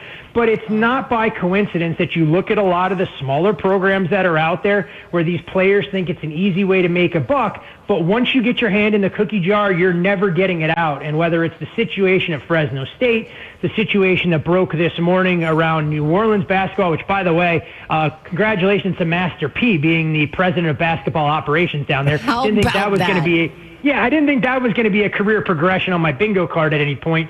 But these are situations that I think we should be applauding the legalized space. That the faster this stuff gets figured out and you see those irregular betting patterns, we can begin to trust the legitimacy. But when you're hanging numbers on 350-plus Division I college basketball programs, these things are going to happen. And unfortunately, whether it's legalized or illegal sports betting, there's going to be no way to root them out. But it's definitely a red flag when you see some of these operators that are moving first half lines 5 to 7 points with no overall impact on the game line. It immediately raises red flags that something that may not be too kosher may be transpiring on the hardwood. Todd Furman, our guy in Vegas, at Todd Furman on Twitter. The NASCAR guys will be in Vegas here in a few weeks. But I'm curious, for people that might be interested to know, because I am, I know you've explained this to me before, but what is the best way to bet NASCAR?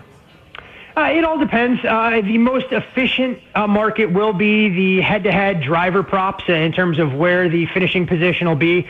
So if you're approaching a race this weekend, William Byron against Kyle Larson, which driver can finish better? The frustration that comes from people that aren't used to betting NASCAR matchups, there's not a sport on the planet where you essentially can have a 5-touchdown lead and they decide at the 2-minute warning, hey, look, we're going to hit the reset button and everything is going to be 0-0. It harkens back to when all of us were kids on the playground where it's, last score wins type approach. So that can be frustrating, but we spend time with the outright markets as well. But you have to be willing to go into some of these races, and it's going to sound a little counterintuitive, that you're taking numbers on drivers that you may not think can win the actual race, but it's worth a stab. And if you're trying to win or pick the driver that's going to win the race each and every Saturday or Sunday throughout the season, you're going to be disappointed because you can't just blindly bet the favorite and hope a particular driver wins 10 to 12 races at a price of 4.5 or 5 to 1.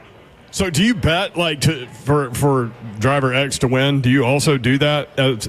You outlined driver against driver, which is interesting because you can do that in golf too. But do you bet for guys to win also? Yep. It's the exact way you mentioned golf, and I think that's probably the best sport to create a parallel for a given weekend when you're trying to identify how to build out a portfolio of sorts. So, for example, this weekend, we did bet an outright on Chase Briscoe at a price right around 35 to 1. I don't have my sheet in front of me right now. I think he's widely available in that 27 to 30 range. But when you're taking a shot on a driver at 35 to 1, do I think he necessarily should be the favorite? But by our metrics and our simulations, I think a fair reflection of where that price should be, about 18 or 20.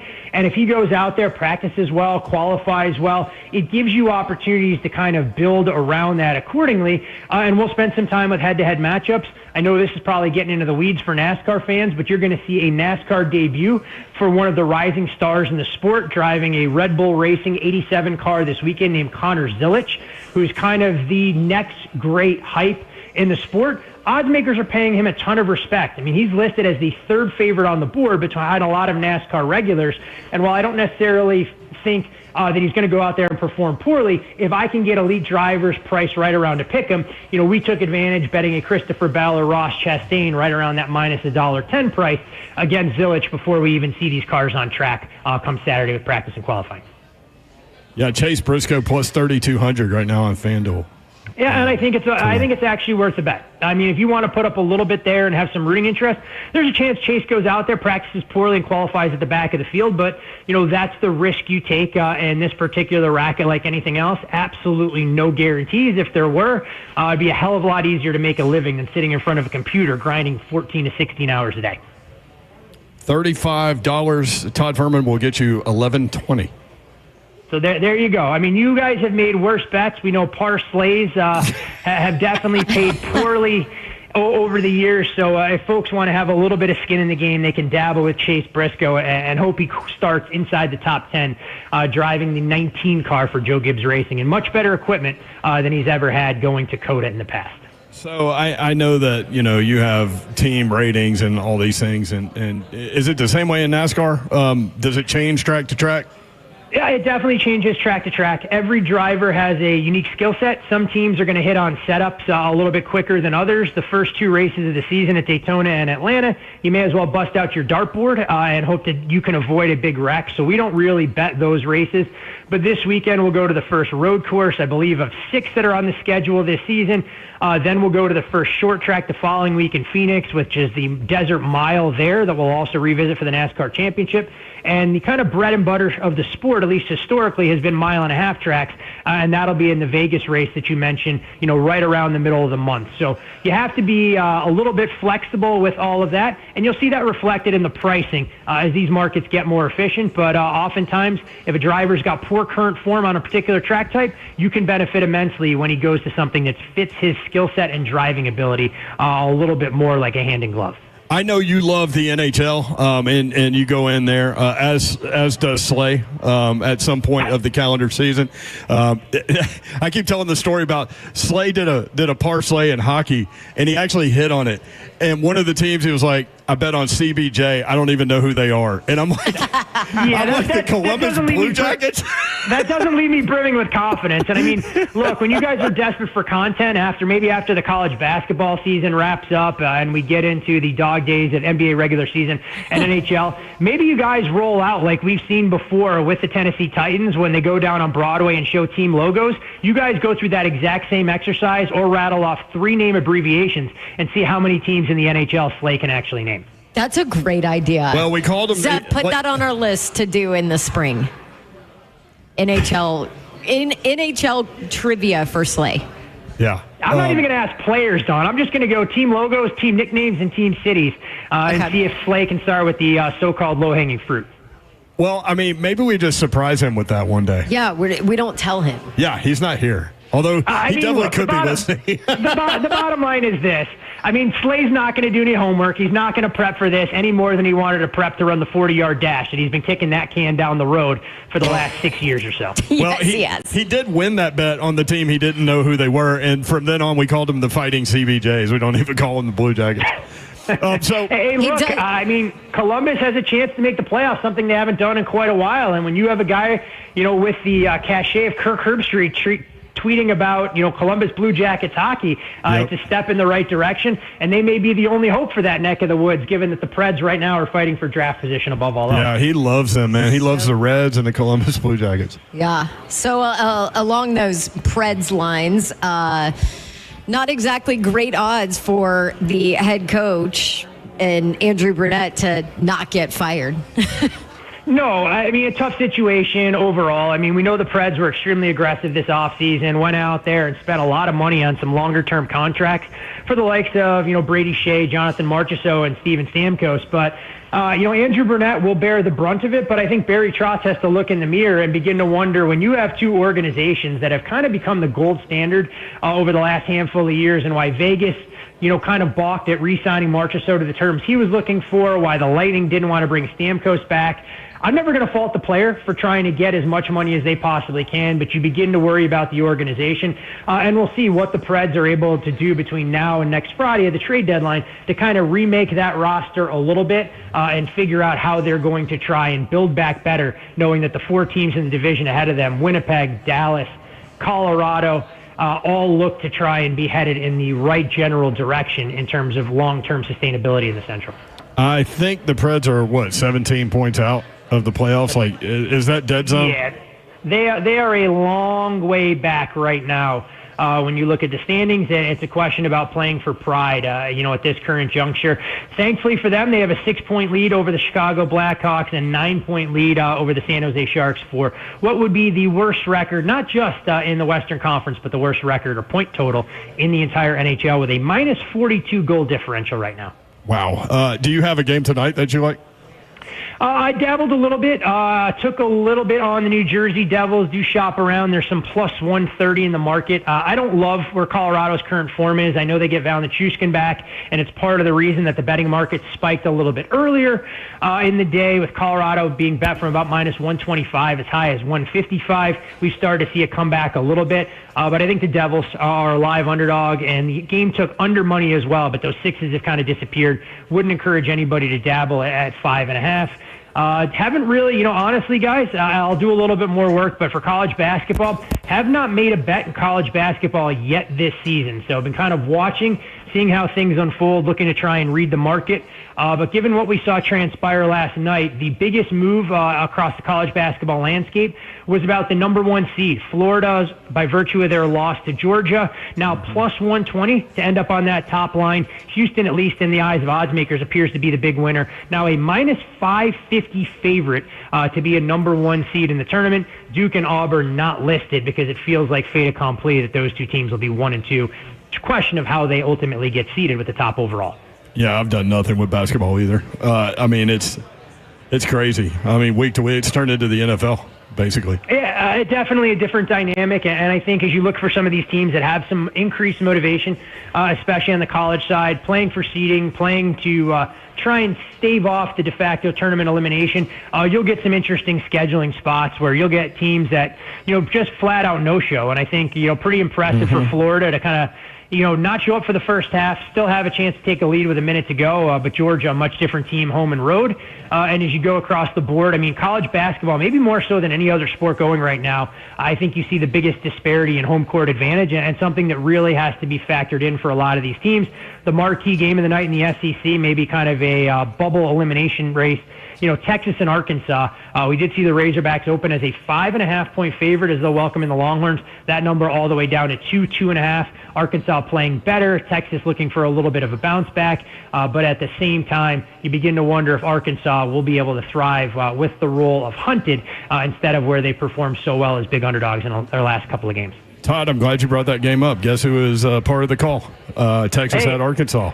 Look, it's good for Slay, and, when Slay goes down there, now that Coach Musselman isn't on the bench, he can start politicking for me to, at some point in my life, be able to set foot in Bud Walton Arena. I'm not anti-Calipari the same way I am for Coach Muss, and leave it to Coach Muss, continuing to run his mouth now, complaining about the Big Ten scheduling as the head coach of USC. Thankfully, in this household, my wife only follows Trojan football and could care less what they do on the basketball court. I love it. For those that don't know, Todd Furman played goalie coming up. Was on the ice. Yeah, never point guard. Probably couldn't go out there and score in a YMCA basketball game in any capacity. So it was hockey first and foremost for me above all else. Basketball kind of took a back seat unless I could find an angle. Do you ever get to the rink now and play? The idea of putting my face at 40-plus years of age in front of a 90-mile-an-hour slap shot may be about as uninspiring and unenticing as taking a shot of Jaeger at 1 o'clock in the morning on the Las Vegas Strip. So I have not put on my pads and stopped a puck in roughly 20 years. I do have my equipment that I keep. I actually have my goalie mask that sits as part of my office decor with a couple of the dents taken out from shots that I took across the chin, across the top of my head, way back when. But hockey, the way I see it, is more a young man's sport, and the fact that some of my old college teammates still get out there, play men's league, and send pictures about the way they get bruised up cracks me up to no end. One funny story, and Dawn, you'll appreciate this as a washed-up athlete as well. They actually went out to Georgetown, Colorado, played in a pond hockey tournament the week after the Super Bowl. They said they got so lazy, they claim it was altitude more than anything else. They pretty much just stood in one spot, but they were thrilled they were able to come home in the 40-plus league, 16 out of 42 teams that were entered. Oh, my gosh. That's amazing. Todd Furman. They claimed it was the altitude. Yeah, they claimed it was the altitude. I'm pretty sure there were more beers drunk than completed passes in the course of a 10 to 12-minute game. Oh, that's glorious. I can't play anymore. Man of mystery. I'm done. Thank you, Todd. My knees are done. We do what we can. And, Dawn, look, if you ever move out to Vegas, we're more than happy to add you to our co-ed sand volleyball team. You could be a ringer, and you'd go out there and look like an All-American. Oh, there you go. Now that I can do. I mean, she is coming out there. Yeah, but I mean, she's coming out here for a weekend, and we don't get drunk before we go to the court. We drink throughout the course of the match. So I'm not sure Dawn's going to want to pry herself away from Las Vegas Boulevard to try and go out there on 201 former athletes on a sand beach volleyball court. That the sand may be more, I don't know. I'm not going to put it on any level that you'll see at an ocean anywhere on this planet. It feels a little bit more like sandpaper on a day-to-day basis. Oh, gosh. Gross. Oh, easier to jump in. I didn't say it was great. I didn't say it was a great experience, but some of us have to try and relive glory one way or another, Brent.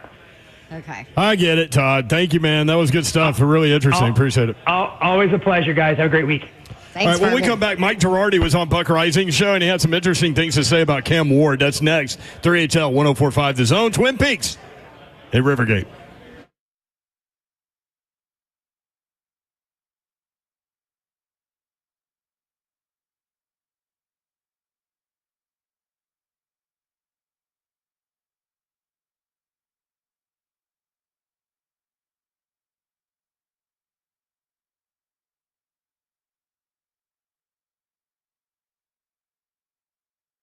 If you are often feeling tired, lacking motivation and drive, gaining weight, or noticing a loss of muscle mass, these could all be signs of low testosterone. Don't wait. Find out at Low T Center. They make it easy to get your levels checked. It's a simple test, and with their on-site lab, you'll get results back right there. Low T Center, not a typical doctor's office. Their physicians specialize in treating low T with testosterone replacement therapy or TRT for each patient. The experts at Low T Center have more than a decade of experience helping patients. It's super important. Their personal treatment plans are optimized for each patient. They are not basic standard treatments. For current patients, Low T Center offers you a $150 referral credit for each new patient that you refer. And at Low T Center, you can also get your health evaluated for treatment with prescription GLP-1 weight loss medications. So get back to being your best. Go to lowtcenter.com or book your appointment today. That's lowtcenter.com. Low T Center, reinventing men's healthcare.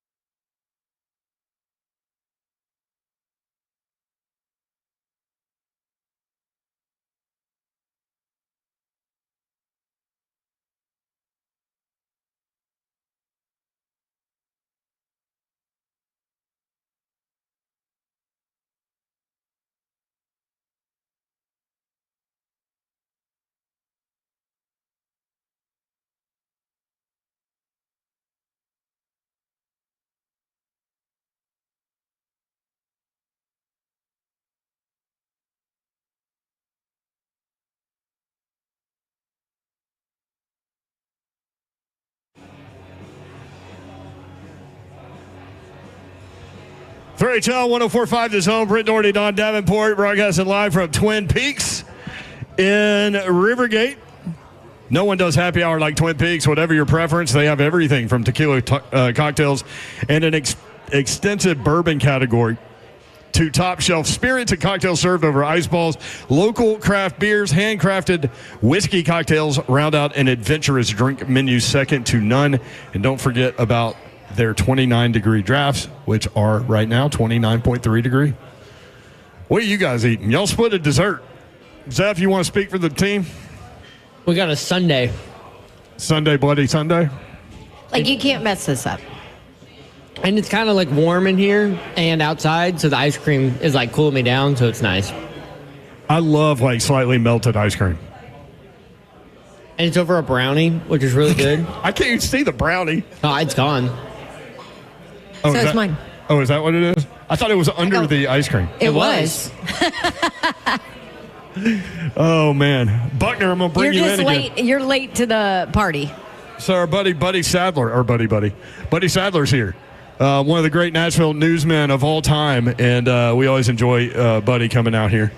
Ask him how he's doing. He said, I'm alive. I said, well, that's better than the alternative.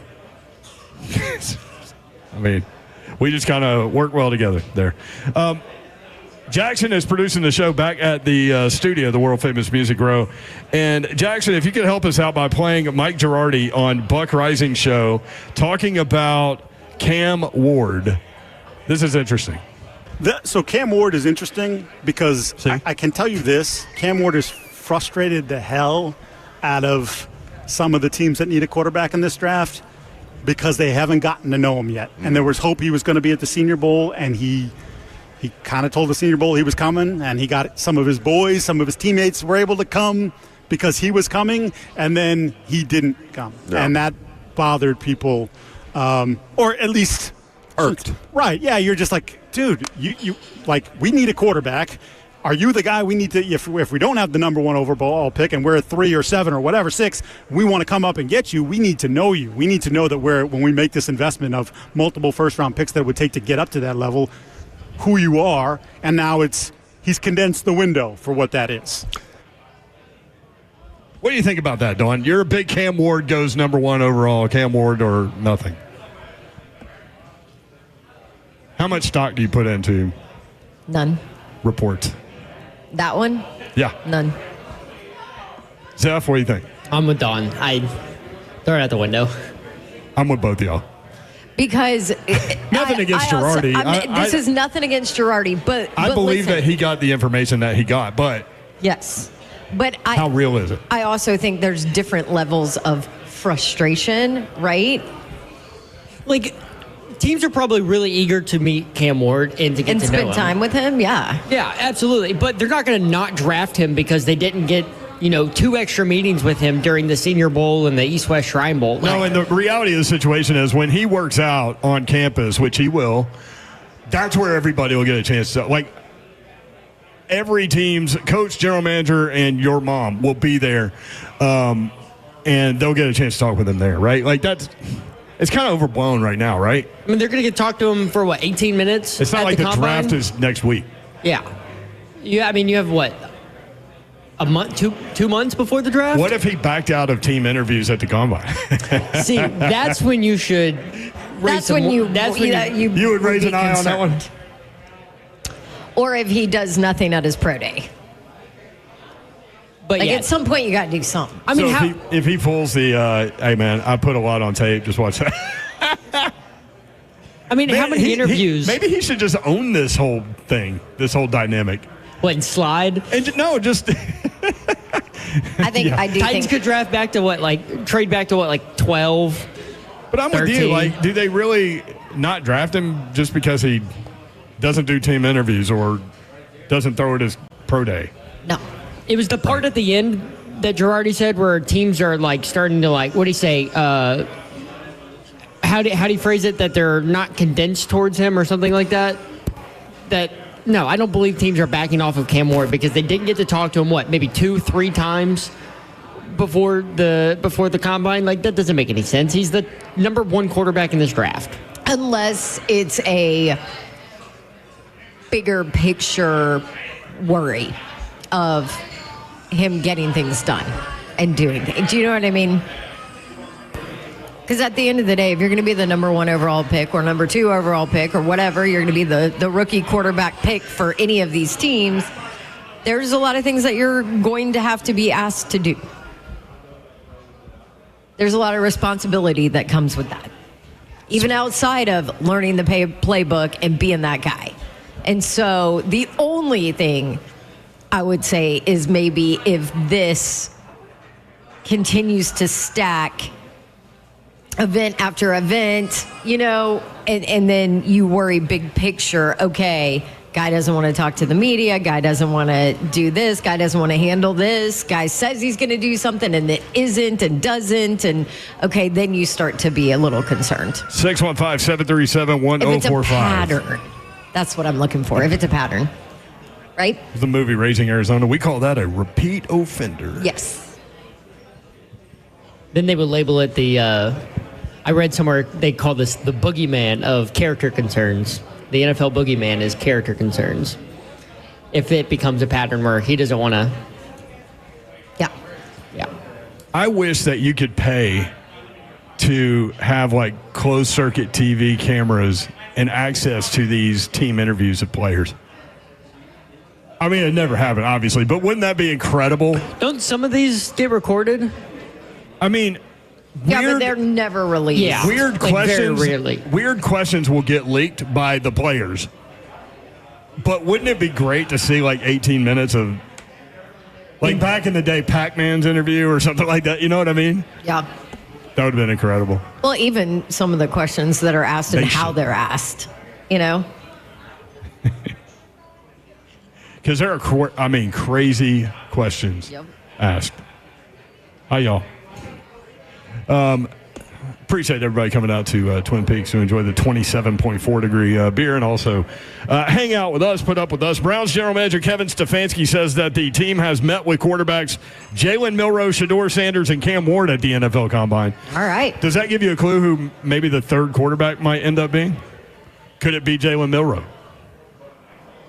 No, because the Browns pick at number 2. Right, but I'm what just saying, does that have to do with it?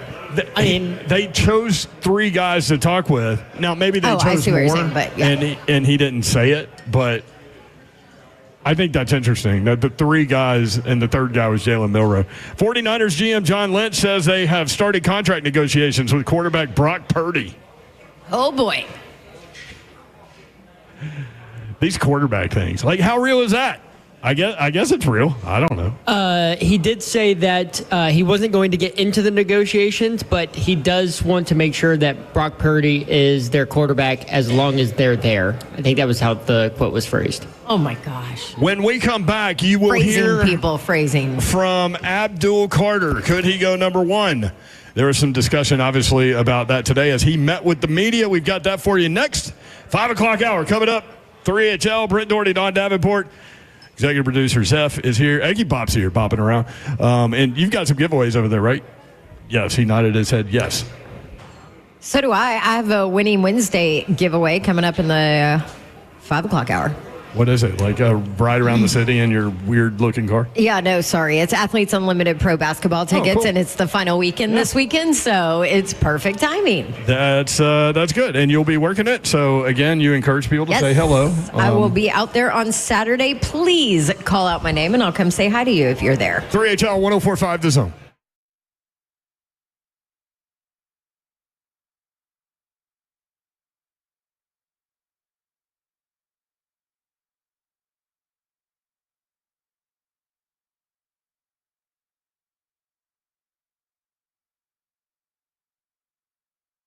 Pella Windows and Doors of Nashville. Replacement windows, doors, new windows, new little outside sitting area that you're enclosing and you need windows.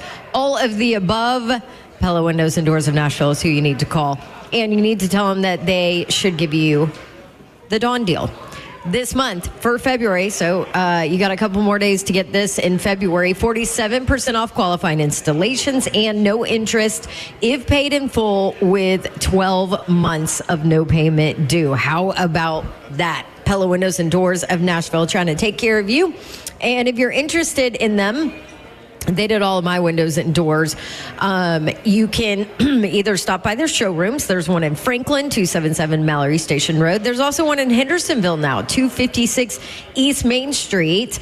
And you can stop by there, those two locations at any point, or easily schedule a free consultation where they'll just come to you and show you the product.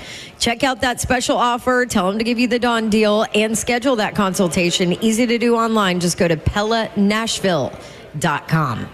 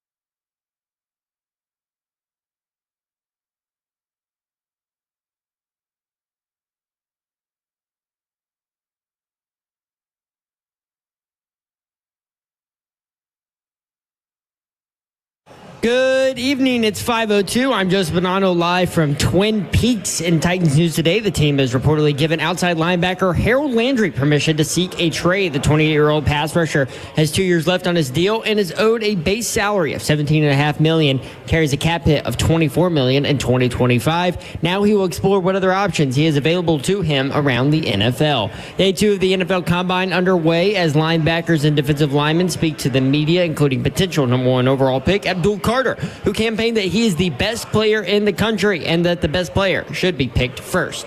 In other NFL news, the Rams have given guard Jonah Williams permission to seek a trade. The former Pro Bowler in Detroit signed a big free agent deal with LA last year, but played just 4 games due to injury and binging, due $8.5 million guaranteed on March 12th. Also from the NFL, a consideration to add more fouls for replay assists to correct only if a flag is thrown on the field, including for penalties such as roughing the passer, unnecessary roughness, and face mask, among others. The NFL also says its plan is to put its electronic system to measure first downs into motion this upcoming season. In 2025, the chain crew would remain on the sideline as a backup, and a consideration to bring the playoff overtime rules into the regular season to create consistency is also on the table. For your foundation repair waterproof needs, you need to visit USSTN.com. Breaking news at once on your home, the Titans and Vols. This is 104.5 The Zone.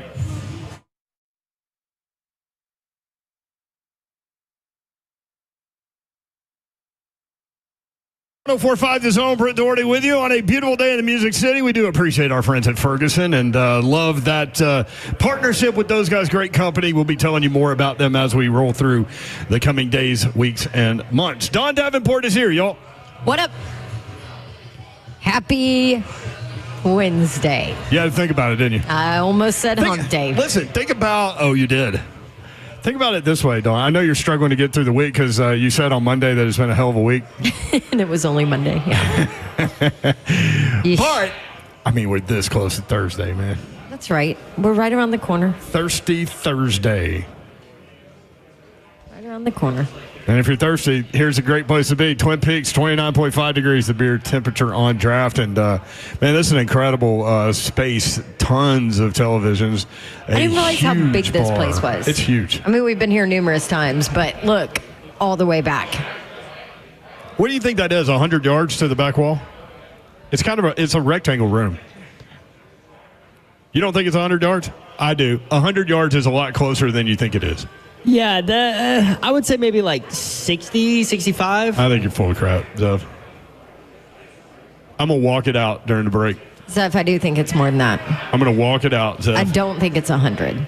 I think Will Levis could throw a ball from this end to that end.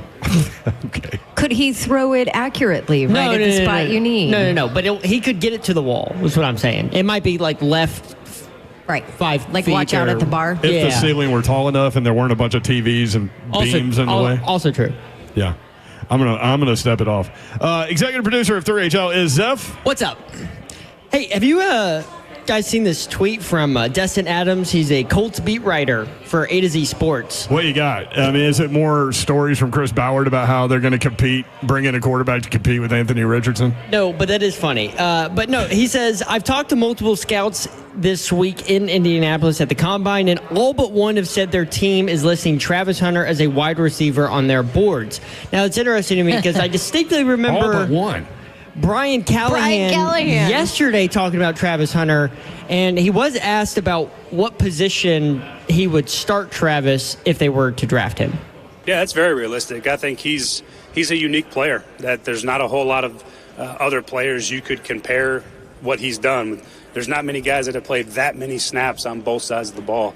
And you watch his tape and you see his ability to play both at a very high level. So, I think anybody that you talk to about him is going to say the same thing, that he's got the ability to play both. And that I think you're going to find out where he fits if you were to get him. But he's got a really unique ability to do a lot of different things. Does having him do that, does that become a little bit of a challenge, making sure that Well, you got to start somewhere. I mean, you got to put your teeth in a position first, and then you see where you can add them in. So those are all conversations that we have as we work through the process on where, a player like him, what do you do with a player like him, and where do you first start him, and where does he help you on all sides of the ball? So he can return punts. He can, he's got a really unique skill set that I don't think there's many players you can compare him to. So where do you first start?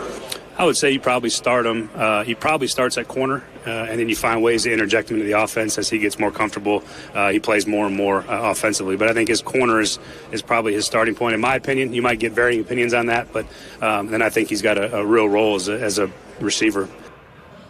I'm kind of surprised that so many scouts, if that is true, view him as a wide receiver first.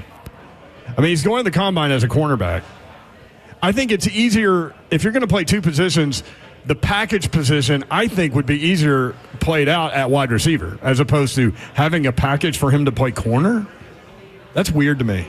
Maybe I'm wrong. I don't know. Also, technique-wise, we've been told by several people that he fits more as an NFL cornerback than he does a wide receiver, just based on how he played at Colorado. It depends who you talk to. Like, Blaine thinks he'd be a better wide receiver, and Dyson thinks he'd be a better corner. So both those guys go against their natural position with Travis Hunter. So I think it's fascinating, man. I think this is going to be a really fascinating storyline. I can't wait to see what he does. Is he working out? Have you seen stories about him working out at the combine? He will be working out. I'm not sure what. I know he's listed as a cornerback. Who's he working out with? But we don't. I don't think I've seen any specifics he's only doing cornerback drills or he's only doing. I think Slay's right on that one. I think that's why he listed as a cornerback was to simply do that at the combine and then help his quarterback and be a wide receiver at the Colorado Pro Day. I think that makes complete sense. Yeah. And it seems like something he would do with his relationship with Shador and Dion and It's interesting. 615-737-1045 if you want in. A lot of varying opinions about Abdul Carter, too. And we hear from a lot of y'all that want him at number one. We hear from a lot of y'all that don't want him at number one. All four of these guys, there are pros and cons and all these things. But Abdul Carter was at the Combine today meeting with the media, and we'll start with this one. Abdul Carter talking about how important he thinks defensive players are. Like I said, defensive players impact the game just as much as a quarterback. I feel like me, myself, and all the best defensive players in the country need to just start speaking out about that more because we just important to the game as the best quarterback.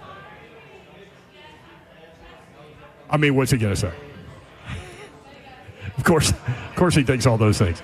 Abdul Carter talking about how important it is for him to go number one overall. It's very important for me. That's one of the goals I made before the season. Something I always talked about. It's what I work for. And I feel like I'm getting close to that. Just got to keep working, keep putting the effort in, and I'm accomplish my dream. How realistic do you feel like it is to go number one this year? I feel like it's very realistic. I feel like I'm the best player in the country, and the best player should be selected number one. So Don Davenport was on the sideline for Penn State and SMU. Mm-hmm. Your opinion is you think he's going to be a pretty good NFL football player. Yes. But not the transcendent qualities that are required to go number one overall. Correct. For numerous reasons. A little bit light in the britches.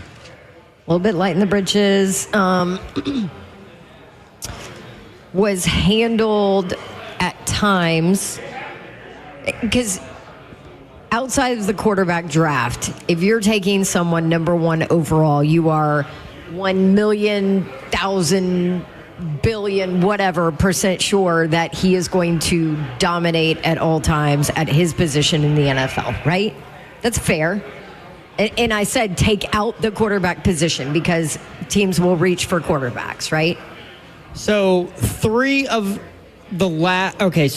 outside of quarterbacks, the last three non-quarterbacks have been defensive ends drafted at number one overall. That was Davion Clowney in 2014. Okay.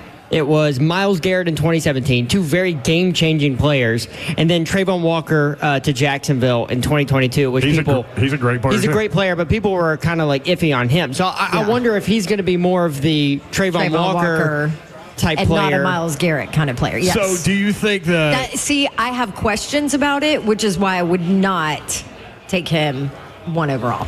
So, Abdul Carter, is he the number 1 non-quarterback taken? Or is it Travis Hunter? See, I think this draft is fascinating. That's man. a hard question. God, that's tough, Mayor. Because I think people put more stock in defensive end and pass rushers than they do wide receivers or cornerbacks. But you're combining the two. That's the thing about Travis Hunter. He's a unicorn. You haven't seen this. No, and you also don't know how it's going to translate to the league, though. And people want to talk about like Champ Bailey and stuff like that. I get that. Like the nearest comparison to me is Deion Sanders. Like, I mean, and that was a really long time ago. Yeah, his ability to go. We're talking about snaps. his kids being drafted. I know, right?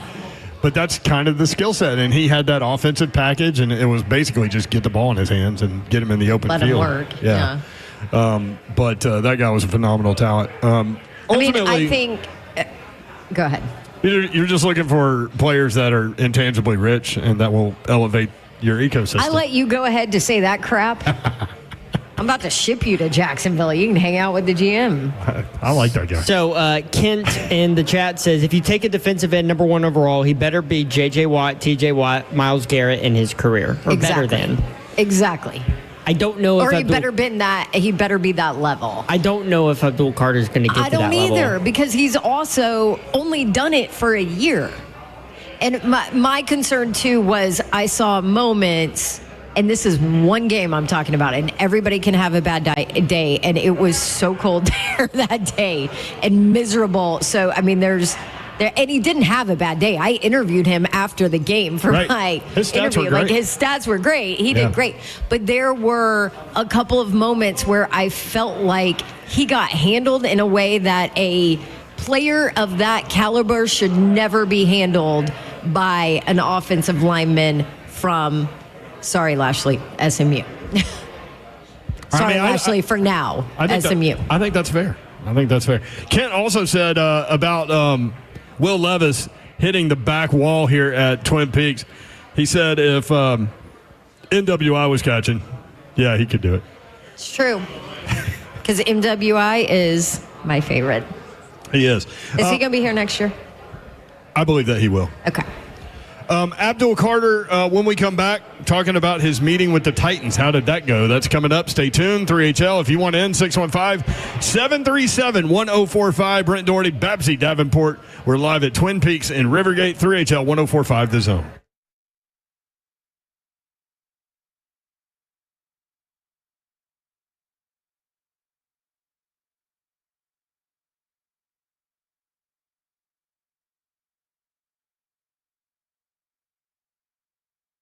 No roof allowed. Nope. But GameDayMen'sHealth.com, you need to get active, people. It's time for you to get in the game. And I'm talking to my fellas out there. If you have an opportunity to get to GameDayMen'sHealth.com, all you got to do is call 615-898-9367. See how I took the excuse right out of it? You don't have to get there. You can just call or text 615-898-9367. Did you know that half of all the men would struggle with erectile dysfunction at some point in their lives? I'm talking about half of them. That doesn't have to be your normal, though. Nope. This is where Game Day Men's Health comes in. ED issues can be caused by any number of things. Could be testosterone, could be something else. Bottom line, you don't know until you go see Game Day. You got 2 different locations to go to, Green Hills or Hendersonville. Grab your phone, go to GameDayMen'sHealth.com. Top of the page, click Book Appointment. Pull up to one of those 2 locations, name, phone number, and email address is all you need. That's it. Someone from Game Day will hit you up. In 15 minutes, you'll get your lab results back, you'll meet with a medical expert, and boom, you're ready to get to it. 615-898-9367 is the number. Get in the game today with GameDayMen'sHealth.com.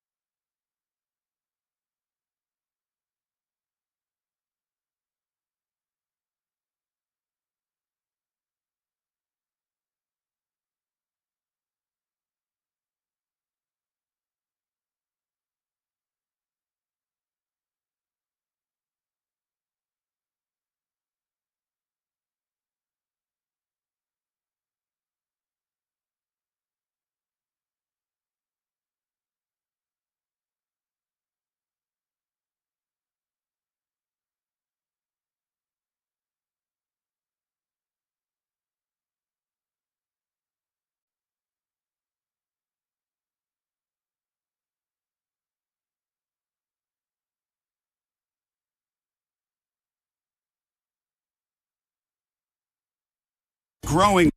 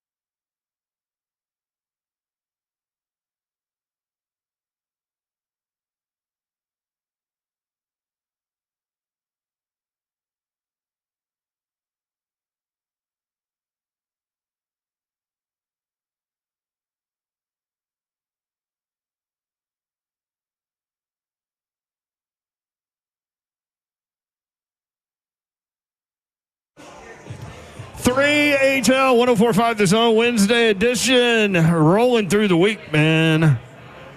Well, these conference basketball tournaments are going to happen before we know it. We're just 3 regular season games away from the teams that played last night. So looking forward to that part of the year. We are at Twin Peaks where the beer is 29.6 degrees. Consider yourself a bourbon connoisseur at Twin Peaks. They are proud to offer an exclusive and extensive collection of some incredibly rare bourbons, whiskeys, and tequilas. Plus, check out their barrel selects that are handpicked by their team and bottled just for you. Supply is limited. Check with your favorite location to see what they are pouring Cheers. We are at Twin Peaks in Rivergate. If you would like to come by and sample some great food and some cold beer. Man, what an incredible day today. Did your husband get on the golf course? I do not know. I do not know. I did not ask. He did not tell. That is amazing. That's a 4-hour adventure, and you have no idea. Yeah, no idea. I've been running around crazy today, too, so I haven't exactly checked in. Yeah. How was birthday last night? Fish sticks and it was awesome. Francia? Yep. Tour de France? Sorry. It was awesome. Somebody laughed. Oh, Bob laughed. Uh-oh, that doesn't count. Oh, yeah, look Bob's it up. Always laughing. Look up the Tour de Francia press conference. That is unbelievable. We played it on the air several times, but we won't do that anymore. I'm glad you had a good birthday. A lot of the 3HL family reached out and said happy birthday to you. Yes, everybody was awesome. I appreciate it. So we were talking about how large this Twin Peaks location is. It's kind of a rectangular room. And I love like the exposed stonework on the wall, and the bar is huge. It's not just a U shape. That thing goes all the way around. It's a square. It's a rectangle within the rectangle. Yeah. How about that? And then we were talking about from one end of the restaurant to the other. And I thought it was about 100 yards. Zeph thought it was what? I said 60 to 65. Zeph thought 60. He thought Will Levis could hit the wall with a pass. There are things in the way, though. What did you say, 60? 60 to 65 is my guess. So I marked it off. People looked at me weird. And then Bab sat down. I haven't told them what my count was. And Bab sat down. She's like, I'm going to mark it off, too. I'm like, you're such a control freak. And he go, right? And you walked it off like a praying mantis. Like your steps were kind of weird. There was like a full bend in the knee, and I know everybody at the table is looking at me like I'm crazy. By the way, did you see they have that private room back there to the left? It's really nice. I didn't know that until I marked it off. Yeah. But you looked like a drum major.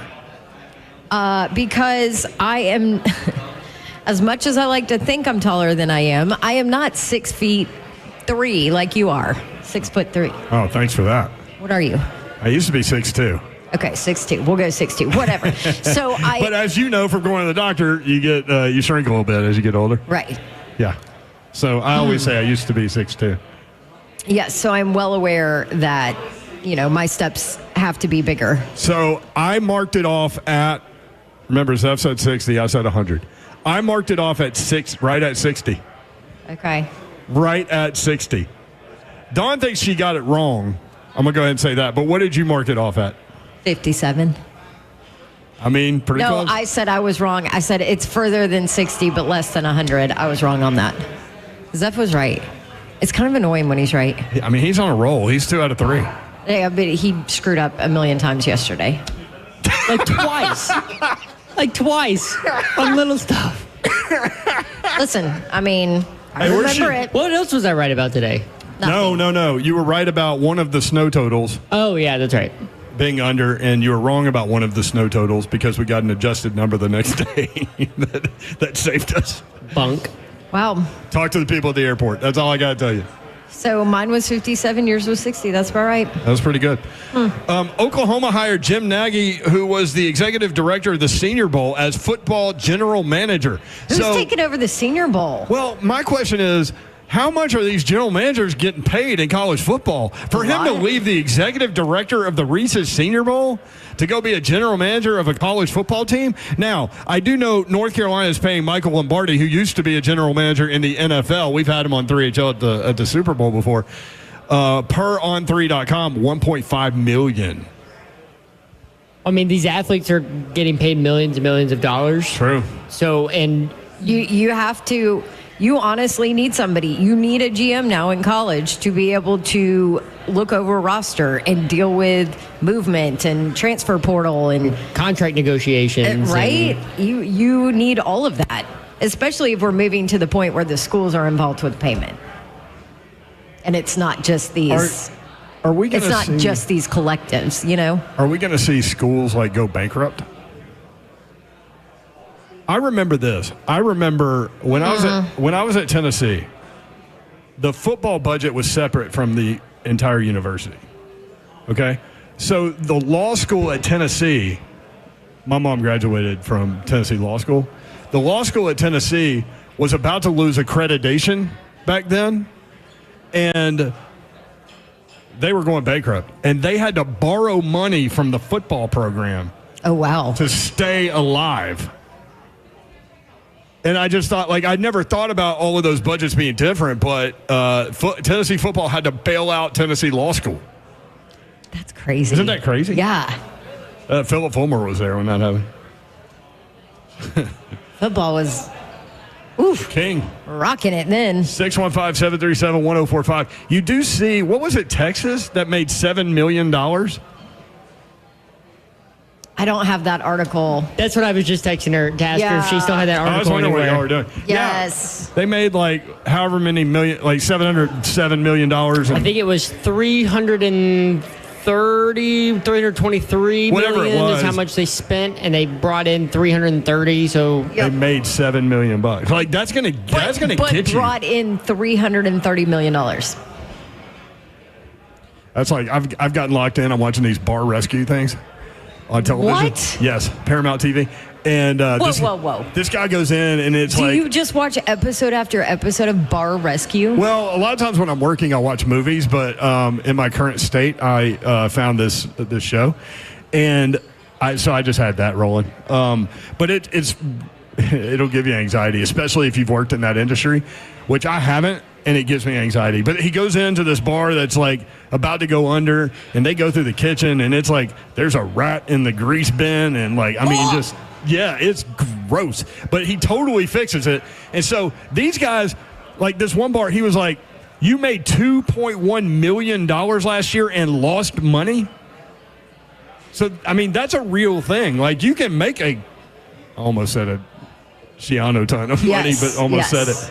And still have your expenses out of whack, or your player salaries in this case out of whack, or your general manager's salary out of whack. Like, you're spending money so fast, you shouldn't lose track of it. But I wonder, like, that Texas story was so interesting because they have the largest endowment in college football. Yeah. Vanderbilt really does, but we don't know because they're a private institution. But Texas, I mean, remember Slay got back from Texas and he was like, man, you could smell the money. Yep. It just smells like money there. So, yeah, I don't know. I wonder moving forward, everybody's trying to outspend each other.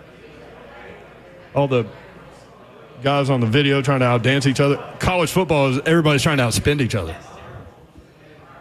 So, we'll see. Abdul Carter.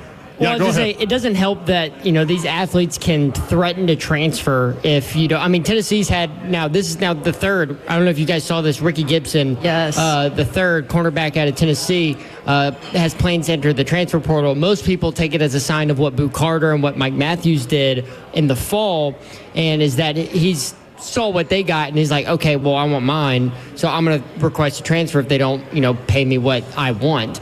And it hurts, especially with the spring transfer portal, because now you're kind of like back against it because you got spring practice coming up, summer camps coming up, and for Tennessee, Jamon McCoy is hurt. Yeah, tore ACL. He's probably not going to be back. And that's I think he will, but it might not be tough. 100% right to start the season, which is going to be tough because he's such a good player. I mean, All-American. But now you're down. I mean, you've got ACL corner, and you've got Ricky Gibson on the other side going. So Tennessee, you're right. Tennessee's got to get active. Where they were trying to fill in on the trenches and maybe a wide receiver, they're going to have to take corners. I mean, they're going to have to. 615-737-1045. Abdul Carter making the rounds today. Is he going to be the number one overall pick? No. Abdul Carter met with the Titans. He was asked how his meeting with the Titans went. I feel like it went well. I'm impressed with the coaches. I feel like they're impressed with me. And they had the number one pick. I want to be the number one pick. I mean, shoot your shot. I don't like that answer. I want to be the number one pick. Which part? Jackson, replay that. Let's hear that again. I feel like it went well. I'm impressed with the coaches. I feel like they're impressed with me, and they have the number 1 pick. I want to be the number 1 pick. What's wrong with that, Babs? I'm impressed with the coaches. I feel like they're impressed with me. I don't like it. So you don't want him to be confident in himself? I'm okay with confident. I just didn't like that. I didn't like anything about it. It was short. I didn't like it. It bothered me. It rubbed me the wrong way. The anti-Johnny Gill. Babs, did you like that answer? No. Okay. Abdul Carter asked, could you imagine? Like, the Titans should let Babs do some of these. You know what I mean? Just let her interview the players. Yeah. They just come in. All right, Abdul. This is Dawn Davenport. She's a local radio host here. She's just going to interview you about whether or not. They can ask questions too, but I think she should be in the mix. That would be great. What would you ask? I would love that job. What would you ask? What is one thing that you would ask all these prospects? Well, Duff, it depends because you cater what you ask and how you ask it to the prospect. Okay. If you were a tree, what kind of tree would you be? Yes. All right, okay, so you like which would you rather be, the bat or the ball? Yeah. You like Cam Ward. Why? You like Cam Ward. What would you ask Cam Ward? See, I think stuff like this needs thought. Yeah, I can't just be like, I'm going to ask him this. Write that down to bring up tomorrow. Let's give Dawn Davenport a homework assignment. You want me to come up with questions I would ask Cam Ward? Like 4 questions you would ask Cam Ward. Should we do one question or 4 for one prospect or one question for multiple prospects? Yeah. It's her game. Write down my homework, teacher, and pass it to me as I leave. She's the bat or the ball. I don't know. Which would you rather? I got asked that in a Miss America state competition interview. There's a little. Did you really? Yeah. Which would you rather be, What the was your bat answer? or the ball? I think I said the bat because I wanted to be the strength behind. Listen to you. I think it was something like that. But I remember when it was coming out of their mouth, I'm like, are you kidding me? This is the dumbest thing I've ever heard. But you know what? No job interview was ever hard after those interviews. Oh, is that true? Yeah. Yeah. I think you probably said that, I want to be the bat because it makes me intangibly rich. I don't even know the Jags GM, but I despise him because now every day you're going to pull this lame A quote from him that he spewed everywhere that's now all over the internet. Nothing else that he said is out there. No. Nobody cares about anything else that this poor 34-year-old GM said except for this stupid quote. Duval. I'd rather have that.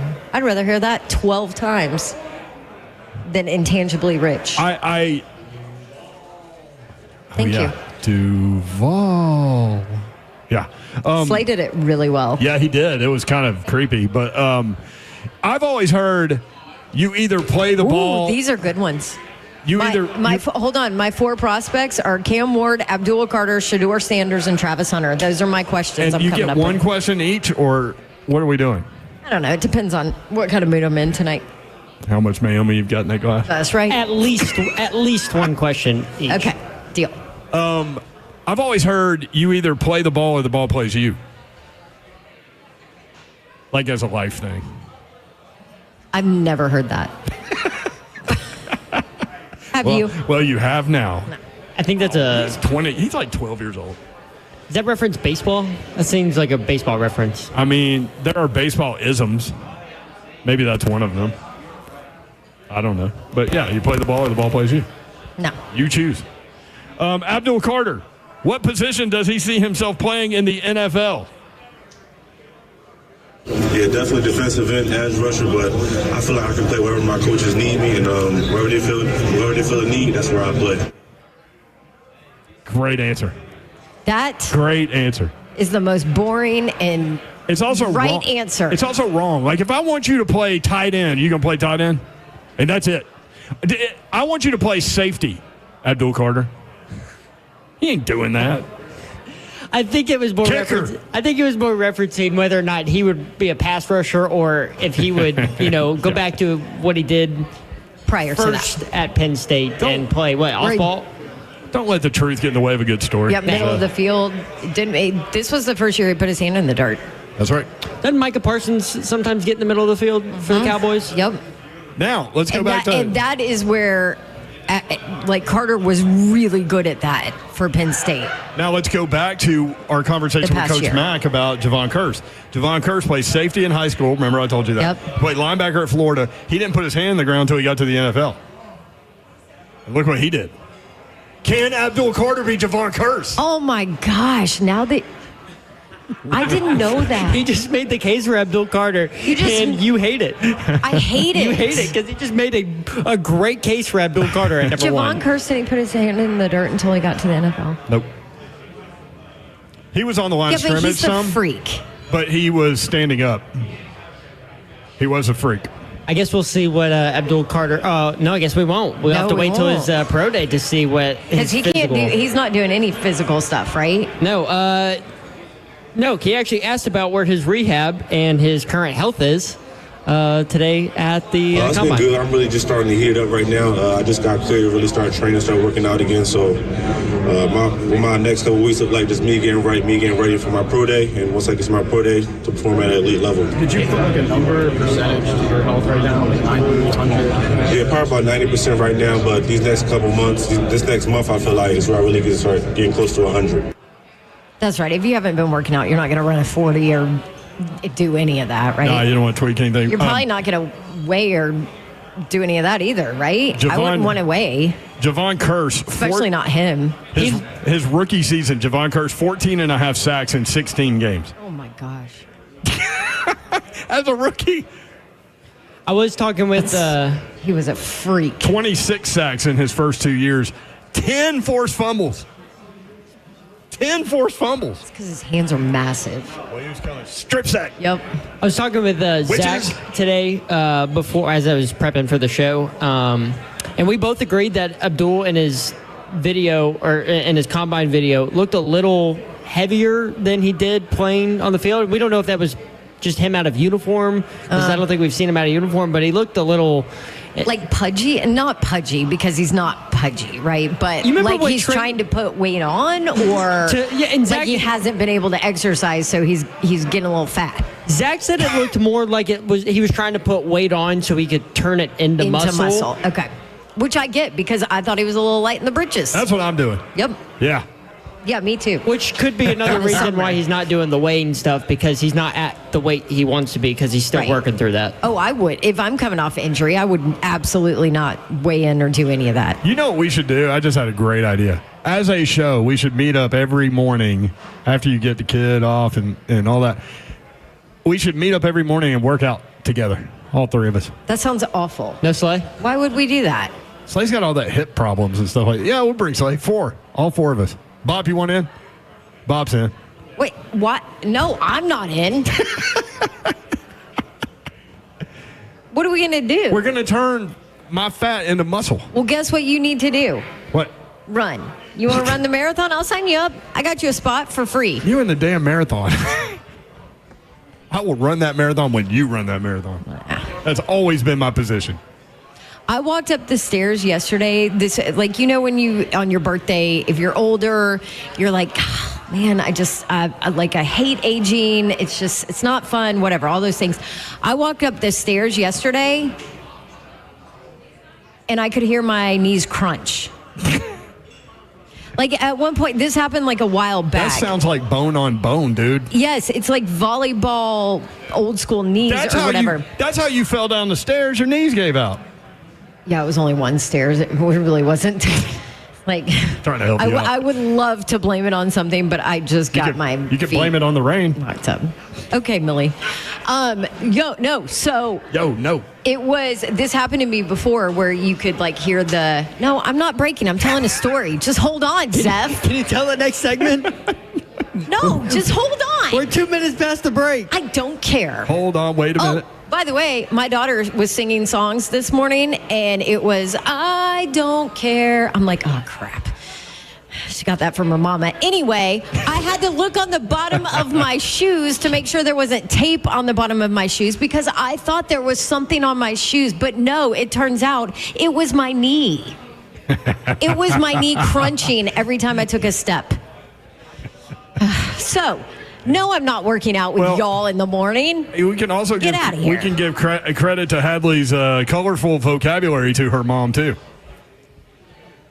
I don't care. We'll be right back. 3HL. By the way, Slade just sent an incredible story about the Georgia football team. We'll tell you about it next as we continue to broadcast live from Twin Peaks. 3HL 104.5 The Zone.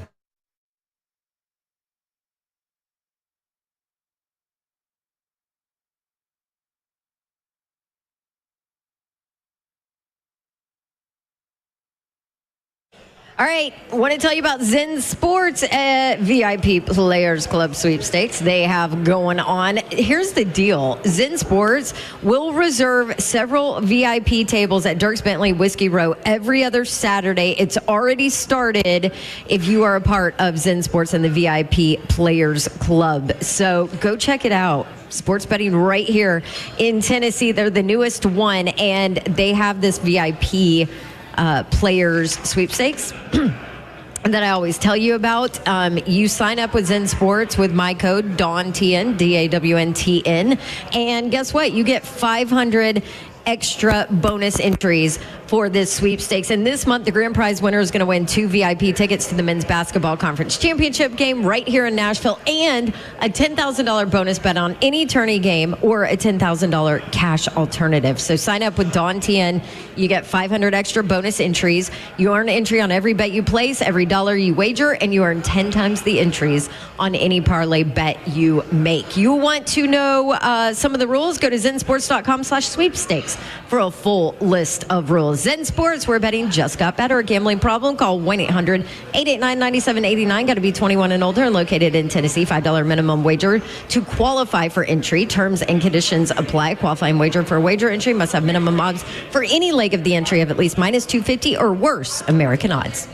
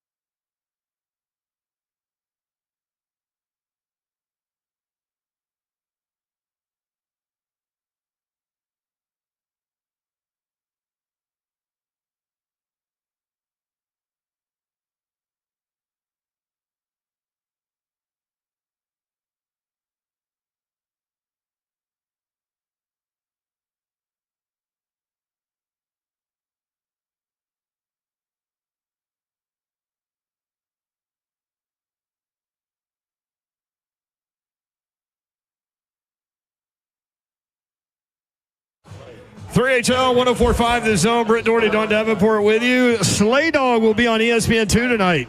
Check him out. Texas at Arkansas. Pretty big game for the Hogs as they try to get into the NCAA tournament, and they've gotten hot. And Slay Dog will be on the call. Are you okay?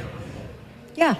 I've got a special guest here who came by. He said we're basically broadcasting live in his backyard, and that he really loves us, and that we make him smile during the course of the day. But he's a big Don Davenport fan, too. Well, great. Hi, Don. Hi. This is Rick. Hi. I stopped by because I wanted to honor your birthday. I couldn't get through yesterday. Oh. So would you allow me to sing happy birthday to you? Well, sure. Okay. All right, I'm gonna put on my best Harry Connick, okay? Okay. All right, let's go. Here we go. Happy birthday to you. Happy birthday to you. Happy birthday, dearest Double D. Happy birthday, happy birthday, happy birthday to you.